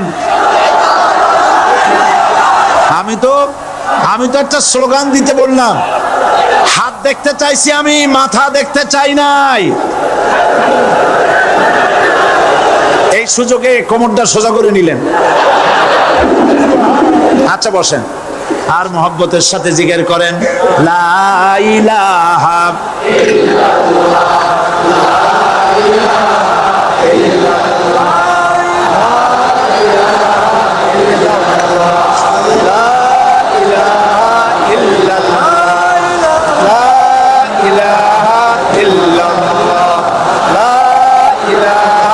ইল্লাল্লাহ, জোরে সরে সবাই জিকির করেন, লা ইলাহা ইল্লাল্লাহ, লা ইলাহা ইল্লাল্লাহ, লা ইলাহা ইল্লাল্লাহ, লা ইলাহা ইল্লাল্লাহ, মুহাম্মাদুর রাসূলুল্লাহ। বসুন, আমরা মুনাজাত করব। আল্লাহ রাব্বুল আলামিন আয়াতুল কুরসির ভিতরে আল্লাহর সার্বভৌমত্বের কথা বলেছেন, আল্লাহু লা ইলাহা ইল্লা হুয়াল হাইয়ুল কাইয়্যুম। পড়েন আমার সাথে সবাই, আল্লাহু লা ইলাহা ইল্লা হুয়াল হাইয়ুল কাইয়্যুম। আল্লাহ হচ্ছেন যিনি ছাড়া কোনো ইলাহ নাই, তিনি শাশ্বত চিরঞ্জীব। সুবহানাল্লাহি বিহামদিহি। আগামীকাল এর বাকি অংশ আমি আপনাদের সামনে আলোচনা করব ইনশাআল্লাহ। জোরে বলেন ইনশাআল্লাহ। দাঁড়ানো ভাইরা বসেন, আপনাদের পাশে যারা দাঁড়িয়েছেন অনুরোধ করে বসায় দেন। বলেন যে আর 5টা মিনিট বসেন, আল্লাহর রাস্তায় হাঁটেন না। হ্যাঁ বলেন, বলেন আপনারা যে আল্লাহর রাস্তায় হাঁটেন না, বসেন, সবাই বসেন। এত বড় মাহফিলে মুনাজাত, সুবহানাল্লাহ বলেন। চট্টগ্রামের ইতিহাসের শ্রেষ্ঠ মাহফিল, চিল্লায় বলেন সুবহানাল্লাহ। গোটা বিশ্বের কোরআনের শ্রেষ্ঠ মাহফিল, বলেন সুবহানাল্লাহ। যারা বলেন আলহামদুলিল্লাহ। আগামীকাল এই মাহফিলের আখেরি মুনাজাত হবে ইনশাআল্লাহ, বলেন ইনশাআল্লাহ। আমি আন্তরিকভাবে দুঃখিত, প্রতি বছর আমার মা বোনদের জন্য, চট্টগ্রামবাসী আমার মা বোনদের জন্য আলাদাভাবে তাদের প্রশ্নের উত্তর দেই এবং তাদের সামনে কোরআন হাদিসের কথা আলাদাভাবে বলি। এবছর দিন কম হয়ে গেল বলে মহিলারা, মা বোনেরা বঞ্চিতা হয়ে গেলেন। শিশু কিশোরদের জন্য আলাদাভাবে সমাবেশ করা হয়, তাও বঞ্চিত হয়ে গেল। এই বিশাল তাফসীরুল কোরআন মাহফিলের বরকত থেকে চিটাগংবাসীকে যারা বঞ্চিত করলো, আল্লাহ তাদের হেদায়েত নসিব করে দিয়ে। যদি হৃদয় থাকে, যদি হৃদয় বলে কিছু থাকে, বিবেক বলে যদি কিছু থাকে, আর শরীর যদি মুসলমানের পিওর রক্ত থাকে, তাহলে বাড়ি বসে অনুশোচনা করা উচিত, চোখের পানি ফেলানো উচিত ওই সব লোকের যারা এই বরকতপূর্ণ মাহফিলকে বাধা দিয়েছে। আর যাদের কলজার মধ্যে আল্লাহ মোহর মেরে দিয়েছে, এগুলোর তো হেদায়েত হবে না। যাদেরকে আল্লাহ পাক তৈরি করেছেন জাহান্নামের জন্য, ওদের কাছে মাহফিল অসহ্য, সহ্যই হবে না। নাউজুবিল্লাহ বলেন। চট্টগ্রামবাসীর জন্য তাফসীরুল কোরআন মাহফিল নিয়ামত। এই নিয়ামত কিয়ামত পর্যন্ত আল্লাহ টিকায় রাখুন, বলি আমিন। আগামীকালের আখেরি মোনাজাতে সমস্ত মুসলমান চতুর্দিক থেকে আল্লাহ পাকের নারা লাগাতে লাগাতে আসবেন। আল্লাহু আকবার, নারে তাকবীর। গোটা চট্টগ্রাম, গোটা চিটাগং শহর আগামীকাল কোরআনের মিছিলের শহর হবে ইনশাআল্লাহ।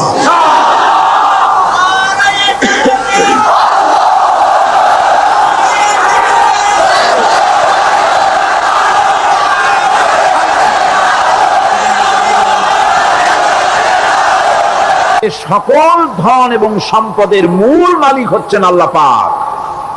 সমস্ত ধন সম্পদের মালিক কে? আল্লাহ সুবহানাহু ওয়া তাআলা। কোরআনে কারীম বলছে, লিল্লাহি মা ফিস সামাওয়াতি ওয়া মা ফিল আরদ। আকাশ এবং জমিনের ভিতরে যা কিছু আছে সব কিছুর মালিকানা কার? জোরে বলেন কার? আল্লাহ রাব্বুল আলামিন হচ্ছেন এর একচ্ছত্র মালিক। সুতরাং বান্দাদের কাছে কিছুদিনের জন্য এগুলিকে আমানত রাখা হয়েছে। আমাদের ঘর আছে, বাড়ি আছে, ব্যবসা আছে, বাণিজ্য আছে, জায়গা আছে, জমিন আছে, গরু আছে, বাছুর আছে, এই সবগুলি কিছুদিনের জন্য আমাদের কাছে কি রাখা হয়েছে? আমানত। আমানতের মাল আপনি আপনার ইচ্ছা মতো খরচ করতে পারবেন না। আমানতের মাল কি ইচ্ছা মতো খরচ করা যায়? যায় না। আমানতের মালকে খরচ করতে হলে মূল মালিকের ইচ্ছা অনুযায়ী খরচ করতে হবে। মূল মালিককে আল্লাহ রাব্বুল আলামিন বলছেন, ইন্নাল্লাহা ইশতারা মিনাল মুমিনিনা আনফুসাহুম ওয়া আমওয়ালাহুম বিআন্না লাহুমুল জান্নাহ। আমি আমার মুমিনের জান এবং মালকে খরিদ করে নিয়েছি, বিনিময় জান্নাত দিয়ে দিয়েছি। তোমার কাছে যে জান আছে, মাল আছে, এটা তোমার নয়, এটা আমার আমানত তোমার কাছে। সুতরাং এই আমানত খরচ করতে হবে মূল মালিকের ইচ্ছা অনুযায়ী। সমাজের এক শ্রেণীর লোক প্রচুর বিত্তের মালিক হবে, সমাজের এক শ্রেণীর লোক প্রচুর বিত্ত এবং সম্পদের মালিক হয়ে ভোগ বিলাসের আনন্দের স্রোতে ভেসে যেতে থাকবে, নিজেকে ভাসিয়ে দেবে। আর এক শ্রেণীর লোক অনাহারে অর্ধাহারে কষ্ট করবে। এ বিধান ইসলামের নয়। কেউ থাকবে 10 তলায় আর কেউ থাকবে গাছতলায়, কেউ খাবে পোলাও কোরমা বিরিয়ানি আর কারো কিসমতে মরিচ পোলাও হবে না। এ বিধান আল্লাহর নয়। ইসলামের বিধান হচ্ছে এই যে আল্লাহ যে সব সম্পদ মানুষকে দান করেছেন, এই সম্পদের ভিতরে বিত্তহীনদের অধিকার রাখা হয়েছে। বিত্তহীন যারা গরিব, যাদের কিছু নাই, তারা আপনার করুণার পাত্র নয়। কি বলেন, তারা কি ধনীদের করুণার পাত্র? কোরআনে কারিমে আল্লাহ বলেন, ওয়াল্লাযীনা ফী আমওয়ালিহিম হাক্কুন লিস-সাইলি ওয়াল মাহরুম। ধনীদের সম্পদের ভেতরে গরিবদের, বিত্তহীনদের অধিকার রয়েছে। সে অধিকার আদায় করে দাও। দান করা এমনি দিয়ে দেওয়া এক জিনিস, গরিবদেরকে বিত্তহীনদেরকে ইসলাম করুণার পাত্র বানায় নাই, বলেছে অধিকার। অধিকারটা বড় মজবুত কথা, এ কথার লোড আছে, ওয়েট আছে। আপনার আমার সম্পদের, অর্থাৎ যাদের বিত্ত আছে, বিত্ত সম্পদওয়ালা সম্পদশালী লোকেদের সম্পদের ভেতরে গরিবদের অধিকার রয়ে গেছে, সে অধিকার আদায় করতে হবে। ইসলাম সকল মানুষের দারিদ্র্য দূর করে বেঁচে থাকার মৌলিক অধিকার প্রতিষ্ঠিত করেছে। রাসূল করিম সাল্লাল্লাহু আলাইহি ওয়াসাল্লাম বলেছেন, লাইসা লি ইবনি আদম হাক্কুন সিওয়া হাযিহিল খিসাল, বাইতুন ইয়াসকুনুহু ওয়া সাওবুন ইওয়ারি আওরাতাহু ওয়া জালফাল খুবজ ওয়াল মা, আখরাজাহু তিরমিজি। তিরমিজি শরীফের হাদিসের ভেতরে এসেছে, রাসূল করিম সাল্লাল্লাহু আলাইহি ওয়াসাল্লাম বলেছেন, প্রত্যেকটি বনি আদমের তার বাস করার জন্য একটা গৃহ এবং লজ্জা ঢাকার জন্য, শীত নিবারণের জন্য তার বস্ত্র, আর ক্ষুধা মিটাবার জন্য তার পানি আর রুটি ইত্যাদির ব্যবস্থা করতে হবে। চাই সে মুসলমান হোক আর হিন্দু হোক আর খ্রিস্টান হোক, বনি আদম, আদমের সন্তান যে মানুষ, যে তার এই অধিকার ইসলাম প্রতিষ্ঠিত করেছে। আজ বলা হচ্ছে খাদ্য বস্ত্র বাসস্থান সমাধান দেবে অমুকরা তমুকরা, এরকমের স্লোগান হয় না? ওরা দিতে পারবে না, ওরা দিতে পারে নাই। খাদ্য বস্ত্র শিক্ষা চিকিৎসা বাসস্থানের গ্যারান্টি দিয়েছে কোরআন, দিয়েছে আল্লাহ রসুল জনাব মুহাম্মদ রাসূলুল্লাহ সাল্লাল্লাহু আলাইহি ওয়াসাল্লাম।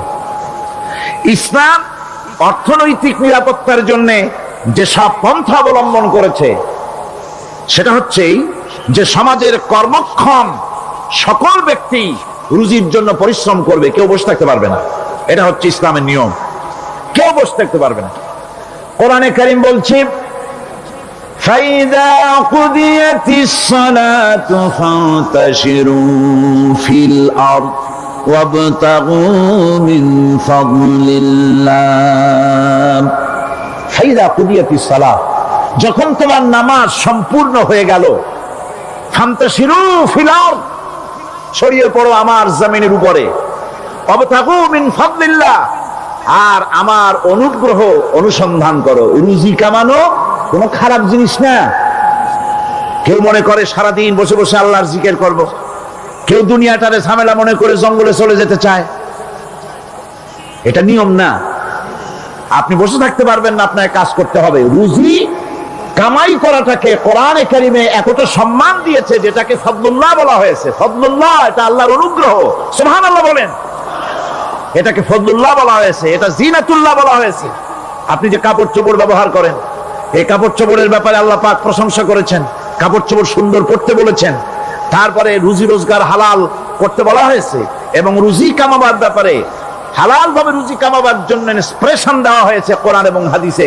রাসূল করিম সাল্লাল্লাহু আলাইহি সাল্লাম বলেছেন, আল কাসিবু হাবিবুল্লাহ, সহস্তে যে উপার্জন করে সে আল্লাহর বন্ধু।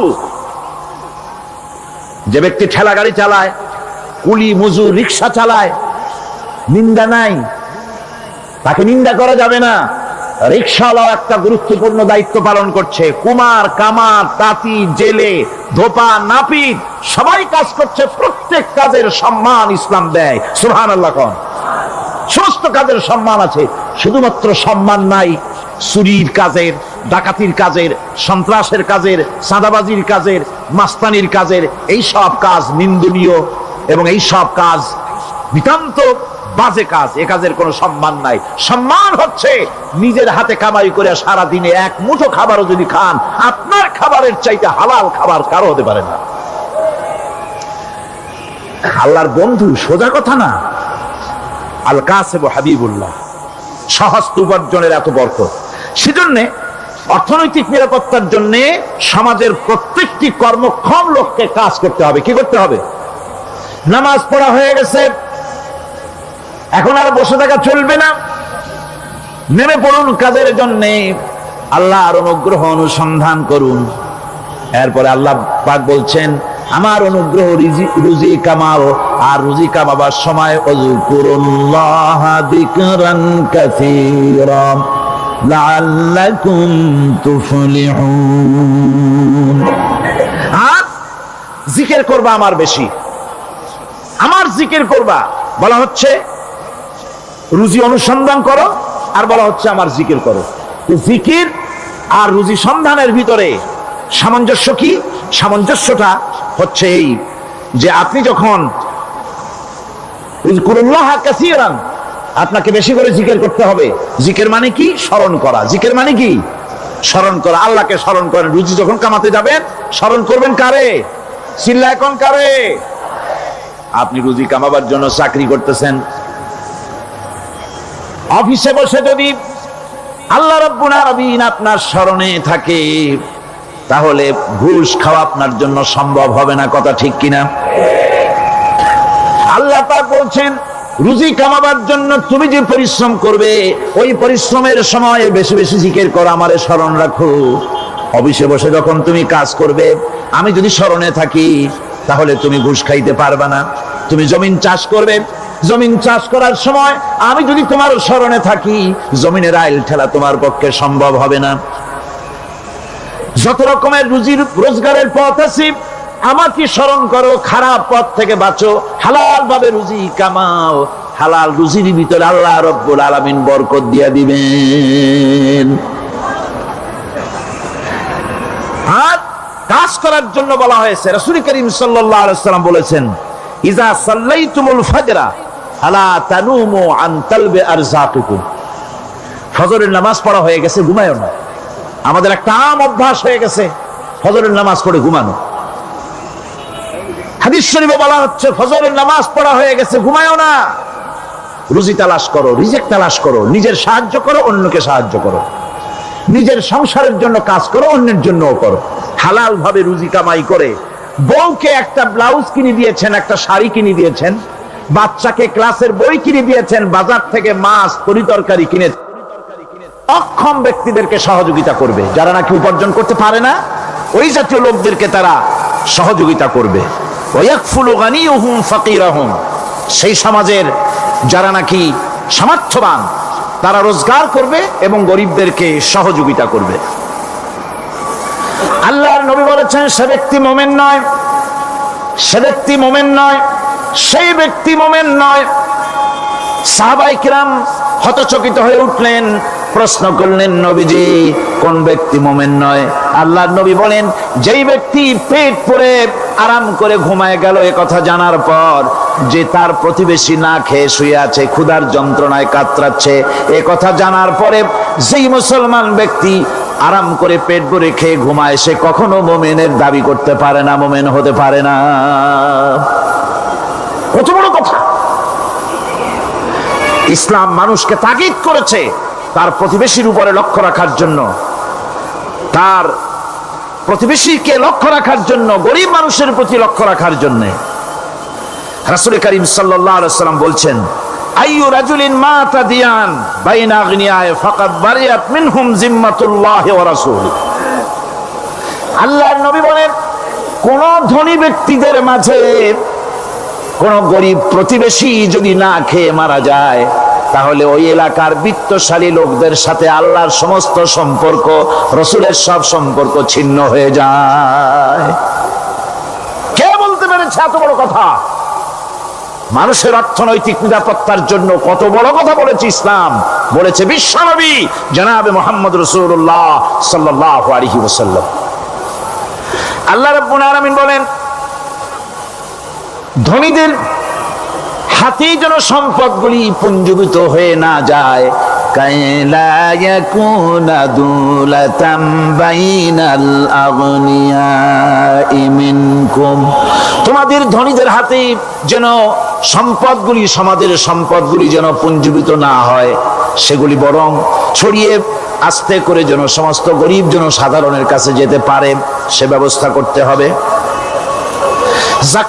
যাকাত প্রদানের মাধ্যমে ধনীদের কাছ থেকে নিয়ে গরিবদেরকে দিয়ে দিতে হবে। আর বুখারী শরীফের সারা ফাথুল বারীতে হাফেজ ইবনে হাজার আসকালানী রাহিমাহুল্লাহ তিনি বলেছেন, যাকাত যদি ধনীরা না দেয়, যদি কেউ দিতে বাধা দেয়, ফামানিমতানা উখিযাত বিহি কাহরান, যদি যাকাত না দেয় জবরদস্তি করে যাকাত আদায় করে নিবে গভর্নমেন্ট। যাকাত দিতেই হবে। মুনকিরিনে যাকাত, যারা যাকাত দিতে অস্বীকার করেছিল, হযরতে সিদ্দিক আকবর, হযরতে আবু বকর সিদ্দিক রাদিয়াল্লাহু তাআলা আনহু, তিনি তাদের সম্পর্কে বলেছিলেন, ওয়াল্লাহি লাউ কাতিলান্না মান ফাররাকা বাইনাস সালাতি ওয়াজ যাকাত, অবশ্যই আমি ওই সম্প্রদায়ের লোকের বিরুদ্ধে যুদ্ধ ঘোষণা করব যারা নামাজ আর যাকাতের মধ্যে পার্থক্য সূচিত করবে। যারা নামাজ তো পড়বে কিন্তু যাকাত দিবে না সরকারের কাছে, যাকাত আদায় করবে না, তাদের বিরুদ্ধে যুদ্ধ ঘোষণা করব। ইসলামী সরকার যদি প্রতিষ্ঠিত হয়, তাহলে এই যাকাত আদায় করা হবে। যাকাত কেউ নিয়ে বসে থাকতে পারবে না, যাকাত আদায় করা হবে। আমাদের দেশে নিয়ম মাফিক যদি যাকাত আদায় করা হতো, এই দেশ যদি ইসলামী গভর্নমেন্ট হতো, আল্লাহ যেন দয়া করে দেন, কন্যা আমিন।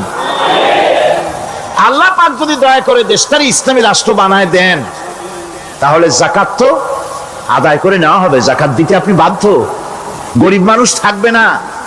এখনো বাংলাদেশে নিয়ম মাফিক যদি যাকাত আদায় করা হয়, নিয়ম মাফিক মানে সোনার যাকাত, রূপার যাকাত, নগদ ক্যাশের যাকাত, ফসলের ওষুধ সঠিকভাবে যদি আদায় করা হয়, তো একেবারে কম করে হলেও 1000 কোটি টাকা যাকাতের টাকা কালেকশন হতে পারে। এটা কি কম কথা? 1000 কোটি টাকা, এই টাকা আদায় করা হচ্ছে না। এই টাকা আদায় না করার কারণে যে শূন্যতার সৃষ্টি হচ্ছে, এই ভ্যাকুয়ামকে পূর্ণ করার জন্য এগিয়ে এসেছে 7 সমুদ্র 13 নদীর উপর থেকে এনজিওরা। এনজিওরা এসে আমাদের দেশে, সব এনজিও খারাপ আমি তা বলি না, বহু এনজিও আছে যারা এদেশের উন্নয়নের, আর্থসামাজিক উন্নয়নের জন্য তারা প্রচেষ্টা করছে, রাস্তাঘাট, স্কুল কলেজ, চিকিৎসা ইত্যাদির দিকে কাজ করছে। যতগুলি এনজিও আমাদের দেশে আছে, তার ভিতরে 52টা এনজিও গোনা বাছা যারা ইসলামের প্রকাশ্য দুশমন, আর এর শীর্ষস্থানে আছে ব্রাক। এই এনজিও গুলি তারা আমাদের দেশে এসে সুদি কারবার শুরু করেছে, পরিপূর্ণভাবে সুদের কারবার। ব্যাংকের থেকে যদি আপনি লোন নেন, তাহলে 15 or 17% ইন্টারেস্ট দিতে হবে। আর ওদের কাছ থেকে যে সুদ, যে টাকা নেওয়া হয়, সেই টাকায় গ্রামীণ ব্যাংক থেকে শুরু করে ব্রাড বলেন, কারিতাস বলেন, অক্সফাম বলেন, অ্যাডাপ বলেন, যেগুলি আছে এগুলি সুদ নেয় 30 থেকে 34% পর্যন্ত।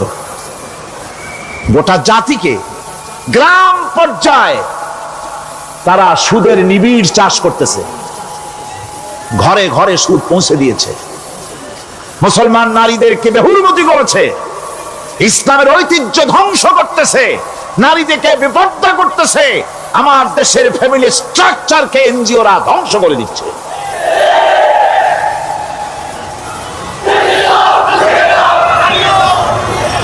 সুতরাং এনজিওরা এই সুযোগটা পেত না। যদি জাকাত কালেকশন করা হতো আর জাকাত দিয়ে জাকাত যে সব জায়গায় খরচ করতে হয় সেই খরচ করার জায়গাগুলিতে সঠিকভাবে যদি ব্যয় করা হতো এই অবস্থা হতো না। বাংলাদেশের সম্পদের অভাব নাই। যারা বলে বাংলাদেশ গরিব, আমি তাদের সাথে একমত নই। আক্ষরিক অর্থে বাংলাদেশ গরিব নয়, বাংলাদেশে সম্পদ আছে। বাংলাদেশে যে জিনিসটার অভাব সেটা হচ্ছে ইনসাফ ভিত্তিক বন্টনের অভাব। এখানে কেউ তো 1000 বিঘা জমির মালিক, বিঘা বুঝেন না কি কন আপনারা? কানি। কেউ তো 1000 কানির মালিক, আর কারো তো রান্নাঘর উঠাবার জায়গা নাই। কথাটা ঠিক কিনা? কেউ তো শত শত কোটি টাকা, কত কোটি টাকা যে আছে তা হিসাব করে মাসখানেক লাগবে, গুনিয়া খুলিতে পারবে না। আর কারো তো একটা ট্যাবলেট কেনার পয়সা নাই। সুতরাং আমার দেশে যেভাবে গরিব বলা হয় আক্ষরিক অর্থে ওইভাবে আমার দেশ গরিব নয়। আমাদের দেশে সম্পদ আছে, বহুত জমি অনাবাদি ফেলে রাখা হয়েছে। রাসূল করিম সাল্লাল্লাহু আলাইহি ওয়াসাল্লাম বলেছেন, সেই ব্যক্তির জমিন রাখার অধিকার নাই যে ব্যক্তি তা চাষের আওতায় না আনে। আছে না বহুত জমি পড়িয়া? আবাদযোগ্য জমি আমাদের দেশে আছে যা, তার 2,40,00,000 একর। আমাদের ভূমি সম্পদ রয়েছে, বনজ সম্পদ যা আছে সেটা হচ্ছে 32,53,860 একর জুড়ে বিরাট বনজ সম্পদ আমাদের আছে। ভূমি সম্পদ আছে, বনজ সম্পদ আছে। আমাদের রয়েছে পানি সম্পদ, প্রায় 250 নদী, 3,600 বর্গ মাইল জুড়ে নদীগুলো প্রবাহিত আছে। আমাদের পানি সম্পদ আছে। আমাদের গ্যাস সম্পদ আছে, যে গ্যাস অন্তত 100 বছর চলতে পারে। প্রত্যেক বাড়িতে বাড়িতে গ্যাসের সংযোগ দিলেও 100 বছরে ফুরাবে না। আলহামদুলিল্লাহ কইতে ইচ্ছা করে না? জোরে কোন আলহামদুলিল্লাহ। আমাদের গ্যাস সম্পদ রয়েছে, আমাদের মৎস্য সম্পদ আছে, পশু সম্পদ আছে, কৃষি সম্পদ আছে, আরো রয়েছে বিপুল জনশক্তি। জনশক্তিকে আজ সবচাইতে বার্ডেন মনে করা হয়। জনশক্তিকে বলা হয় বাংলাদেশের সবচাইতে বড় সমস্যা, জনশক্তি সমস্যা। এটা হচ্ছে যে সরকার আসে তারই ভূতে পায়, যে যায় লঙ্কা সে আর মানুষ হালে ফেরে না। মানুষগুলি তার জন্য জ্বালা। অথচ এই মানব শক্তি হচ্ছে শ্রেষ্ঠ শক্তি।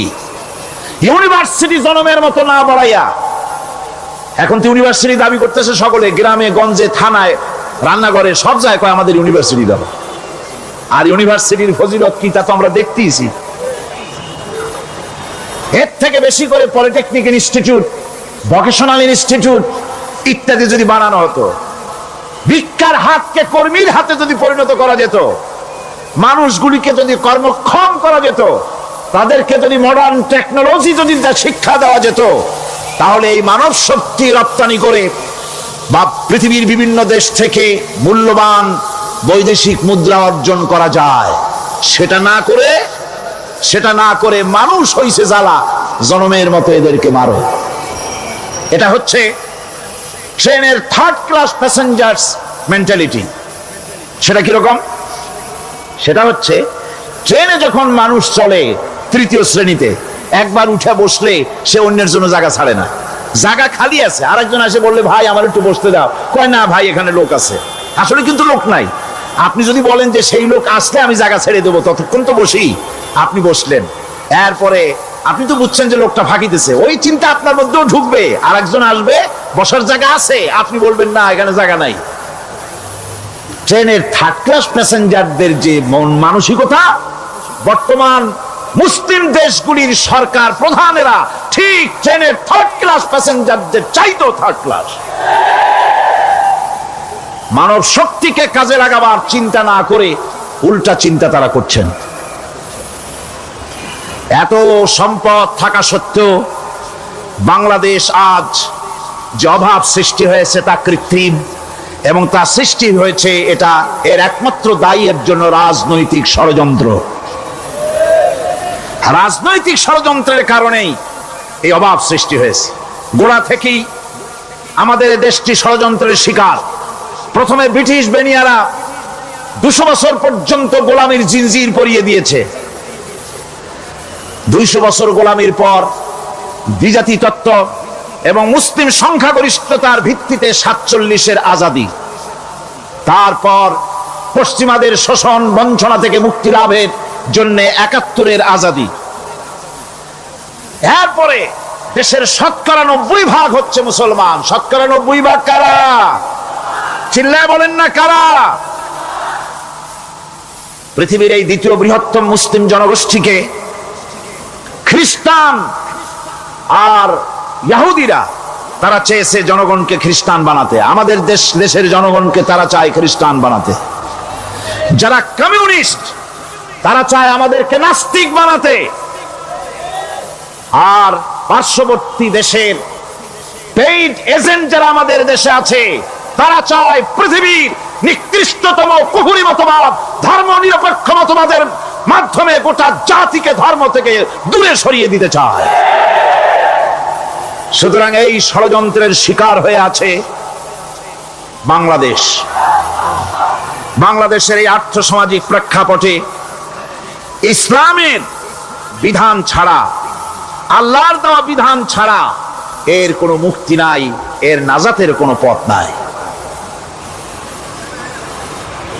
আল্লাহ রসুল ক্ষমতা আরোহণ করলেন, রাষ্ট্রের মালিক হলেন, প্রেসিডেন্ট হলেন। রাসূলুল্লাহ কি হলেন? আল্লাহর নবী প্রেসিডেন্ট হলেন। সমাজের গরিব দুঃখীদের ব্যাপারে নবীজি বললেন, মান তারাকা মালান ফালওয়ারসাতিহি ওয়া মান তারাকা দিয়ান আও কুল্লা ফালিয়াতিনি ফাইন্না মাওলাহু, রাওয়াহুল বুখারী। নবীজি বলেন, যে ব্যক্তি মারা গেল, মরে যাওয়ার পর তার যে সম্পদ থাকবে, এই সম্পদগুলি সে যে সন্তান, স্ত্রী, পুত্র যাদের রেখে গেছে তা তাদের জন্যে। আর যদি সে ঋণগ্রস্ত, যদি ঋণ অবস্থায় সংসারকে রেখে যে থাকে, তাহলে তার ঋণের বোঝা, ঋণের পরিশোধের দায়িত্ব আমি মুহাম্মদ সাল্লাল্লাহু আলাইহি ওয়াসাল্লাম নিয়ে নিলাম। সমাজের যার কোনো অভিভাবক নাই তার অভিভাবক আমি মুহাম্মদ সাল্লাল্লাহু আলাইহি ওয়াসাল্লাম। যার কোনো অভিভাবক নাই সেজন্য আমার কাছে চলে আসে। ইসলামী রাষ্ট্র এই বিধান পেশ করেছে। এর চাইতে সুন্দরতম বিধান পৃথিবীতে আর কেউ দিতে পারে নাই। সেজন্য সেই সমাজে চুরি বন্ধ হয়েছে, ডাকাতি বন্ধ হয়েছে, জিনা বন্ধ হয়েছে, সব বন্ধ হয়ে গিয়ে সুন্দর একটি সমাজ প্রতিষ্ঠিত হয়েছিল। আর রাসূল বলেছিলেন, খাইরুল কুরুনে কারনি, সর্বশ্রেষ্ঠ যুগ হলো আমার যুগ। সুবহানাল্লাহি বিহামদিহি। মানুষ দরজা খুলে ঘুমায়েছে, কারো ক্ষুধার কষ্ট নাই, পড়ার কষ্ট নাই, খাবারের চিন্তা নাই, চুরি ডাকাতির ভয় নাই, ভয় মুক্ত। ওই যে গতকাল বলেছিলাম, যেমন একটা সমাজ আসবে, খাব্বাব চিন্তা করো না, আমি কসম করছি এমন একটা সমাজ প্রতিষ্ঠিত হবে যেই সমাজে চুরি, ডাকাতি, জেনা, ব্যভিচার, হত্যা, ধর্ষণ কোনো ভয় থাকবে না। লা ইয়াখাফু ইল্লাল্লাহ, আল্লাহ ছাড়া কারো কোনো ভয়, মনের ভিতরে ভয় থাকবে না। ওয়ালাকিন্নাকুম তাস্তাজিলুন, তোমরা বড্ড তাড়াহুড়ো করতেছো, বেসবর হচ্ছো, সবর করো, তাড়াহুড়ো করো না। এমন সমাজ আসবে। রাসূলুল্লাহ এরকম একটা সমাজ গোটা পৃথিবীবাসীকে উপহার দিতে পেরেছিলেন না পারেন নাই? পেরেছিলেন কিনা? সেই কথাই আল্লাহ রাব্বুল আলামিনের কথার সঙ্গে বার মিলান। লাইসাল বিররা আন তুওয়াল্লু বুজুহাকুম কিবালাল মাশরিকি ওয়াল মাগরিব, পূর্ব পশ্চিমে কত মাথা ঘুরালে, চেহারা ঘুরালে, এটাই কিন্তু তোমার পুণ্যবান হওয়ার জন্য, নেককার হওয়ার জন্য যথেষ্ট নয়।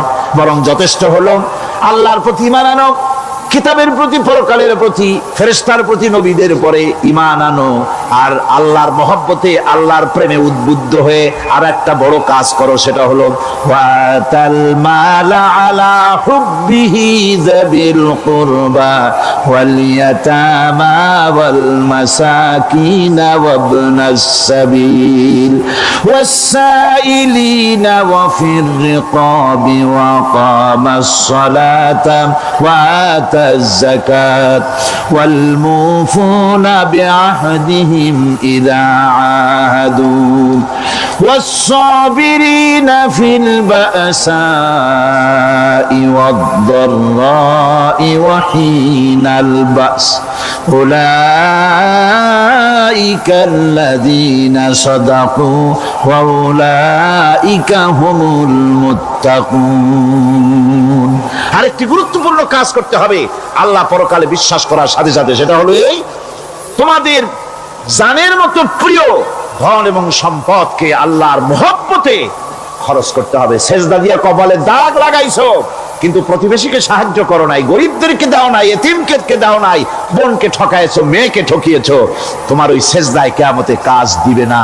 প্রকৃতপক্ষের নেককার পুণ্যবান হওয়ার জন্য গরিব জনসাধারণকে সহযোগিতা করতে হবে।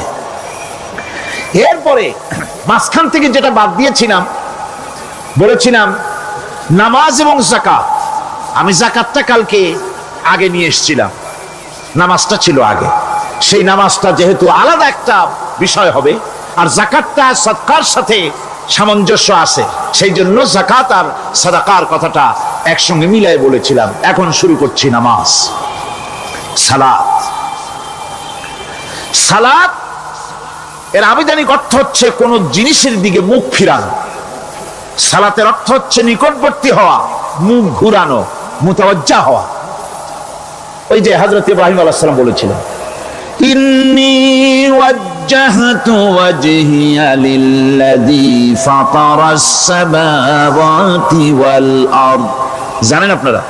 পড়েন, ইন্নী ওয়াজ্জাহতু ওয়াজহিয়া লিল্লাযী ফাতারাস সামাওয়াতি ওয়াল আরদা হানিফা ওয়া মা আনা মিনাল মুশরিকিন।